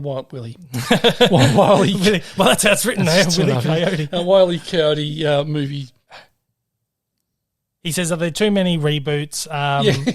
He's excited for the Wile E. Coyote movie, right? I don't think there's ever such thing as too many reboots. I think these are characters that have been around since the 1920s, 1930s. And I think these characters are always relevant, and the only way they stay relevant is if you keep rebooting them. Again, goes back to that idea of something that's new is old, to keep these characters in the cultural conversation. And these characters are still big. People still love Bugs Bunny and whatever, Daffy Duck, whatever else, Wile E. Coyote. To keep them culturally relevant, you've got to just keep rebooting them. And that's fine, because then they fall out of the public eye, like Felix the Cat. No one really does anything with Felix, and no one talks about Felix. So I think it's always important, whether you like them or not. I said this to you earlier. It was that, like, people get annoyed now. Oh, why are you remaking The Lion King? Why are you making The Lion King twice in my lifetime? The first one came out when you were a kid, right? That was the first movie I ever saw in a cinema. I was nearly 30 years old when the remake came out. I think about something like Flubber, which came out when I was a kid, is a remake of a film that came out when you were a kid. Yeah. Right? It came out in the 1960s, The Absent-Minded Professor and Son of Flubber. So reboots, I don't have a problem with. Remakes, I don't have a problem with, because they're part of keeping that cultural conversation, keeping those stories, which again in some cases have been around for 1,000 years, alive and in the cultural conversation. Next. Auric Entertainment. Yep. What did you say? Auric? Auric Entertainment. Favourite cat Frank. Oh, Jesus. It's been a bit too long for you. Frank Capra. Yeah, I missed my afternoon nap. Yep. Favourite Frank Capra film. Right. My number one has to be, and this will be yours too, will be It's a Wonderful Life. Oh, I love it. But I also adore, and it's so late now, we've been on this so long that the name is slipping me, and I mentioned it earlier too, Clark Gable, Claudette Colbert, It Happened One Night. I got it in the end. That one, Lost Horizon, Mr. Smith Goes to Washington, and Mr. Deeds Go to Town. They're all like the 1930s Capra films. Fucking amazing films. Incredible. You'll watch them and you'll not realise you're watching a movie that's made in the 30s. Amazing writing. The performances are fantastic. Yes, get on them all. They're all available on Blu-ray. Do it. The Gex Squad. Yep. The Gex Squad asks, would you ever direct a movie if you had the opportunity? Absolutely. Of course. Absolutely. What do we got? Jess Man. Yep. What is one video game, cartoon, or toy line you think could be pulled off as a live-action movie, live-action cinematic universe? Video game for you. I think I know yours. Oh, yeah. Who? Yeah, there's two, actually, I'm thinking of right now. Oh, there's only one. Crash Bandicoot. Yeah, that's what I was thinking of. But about Mr. Nuts. Imagine Mr. Nuts Mr. movie. Nuts. I love Mr. Nuts. There has to be. Sure, there's got to be a Crash Bandicoot movie at least at some point. There has to be. Like Sonic's done so well. They're doing a second one. As far as video games, them for sure. But I would like to see, if we're talking about like action figures, Mighty Max. Remember Mighty Max, the little one? Yes. It was like the boy version of My Little Polly Pocket. Probably still got a pile of them. Probably, in a bucket up on the roof. Mighty Max. Make a Mighty Max film. That'd be brilliant. Yeah. Sideshow Krusty. Yep. Dave, have you ever played any musical instruments? Yes, I played the saxophone, the alto saxophone, for many years, and I have not picked it up for about 15 years, but I'm adamant that I could still play it. I'm adamant I could still pick it up and play it. I doubt it. I can read music. I reckon I still know the fingering. I reckon maybe we should do it on the podcast. A little bit of guitar, a little bit of guitar, tiny bit of piano. Yeah, I used to play piano as a kid, but very not like the Rugrats theme song. And the Simpsons theme song. The Simpsons, yeah. Right. The gold shredder. What comics do you read, and is there any that you think are underrated? Okay, firstly, comics. I don't read a whole lot. I read a lot of the Marvel, like my favourite Marvel comics is like the early stuff, the 1960s stuff, the origin story kind of things. They're like the 80s comics storylines are really good too. That's kind of the one I read if I ever go towards comics. If we say underrated, I always feel like that's a word we shouldn't use when we critique art. Again, I'm probably sounding pretentious, but I feel like underrated or even overrated just means someone likes this more than me, or someone dislikes this, or I like this more than someone else, sort of thing. So I think we should use the words underappreciated. I think that's what I should have drift more towards, but that's not the point right here. It gets me when someone calls something underrated or overrated. No, underrated doesn't have as much of a what do you call it? I don't know. It's not as bad. Negative undertone, yeah. As overrated. Oh, this guy likes this more than me. It's underrated. It's overrated, whatever. Anyway, move on, yeah. If you don't like underrated, Radical Vlogs asks, what is a sci-fi movie you think is underrated? Oh, no. Right, okay. And that more people should I'm not having a go at you guys. I'm just saying I just feel like that's words we shouldn't use in critiquing art. I am the pretentious movie guy. I've just realised it. Sci-fi movie, I think, is underappreciated. Maybe Moon. I don't know. I feel like a lot of people haven't seen Moon, which is the one with Sam Rockwell. Yes. Really great twist where I'm not going to spoil the twist, but it's a great movie. It's brilliant. Check that one out. It's not even that old. Glossy Tadpole 53. What is your favourite Star Wars and your favourite MCU Favourite Star Wars movie is the very first Star Wars, 1977. New Hope. Sometimes I refuse to call it A New Hope. Because it was not originally released as A New Hope. No, that's But now I'm starting to sound like one of those Star Wars fans. But no, the original Star Wars, A New Hope, is my favourite of the Star Wars films. And my favourite MCU film, it's hard because I really love Infinity War and Endgame, but I love Captain America: The Winter Soldier. I just think it's like a perfect movie. I know your favourite MCU film. Which one? No, I'm asking you. Mine would be... Oh, of course. It's got to be the very first. This is the one I'm thinking of. Iron Man. Yep. That's first Iron Man for me. Yeah. That's it. And Star Wars, of course, it's A New Hope. That one as well. Yeah. Oh, lordy. Oh, that was what a long one. Show, 2.5 hours. We're running out of tape on the camera. We're going to have an afternoon nap now. Yeah, showing my age, I just said we're running out of tape on the camera. Running out of card space. Look, guys, a bit of a fiery show, a little bit of a pretentious dive. And it went a bit long. It went very long. I'm sorry. Every time we have you in the studio, it's very long. But we had a little packed in here. I hope it's okay. I hope you didn't mind it. I honestly really want you to write in and just let me know your thoughts on where we took this podcast, because I feel it went well. I think it was a good conversation. Really we dived into some good stuff. And I feel like if people are receptive to that... Got some shit off your chest. Absolutely. It's actually stuff I've been thinking about for a long time. So I feel like if that is where you like... If you like that conversation, we'll take the podcast there more often, I think.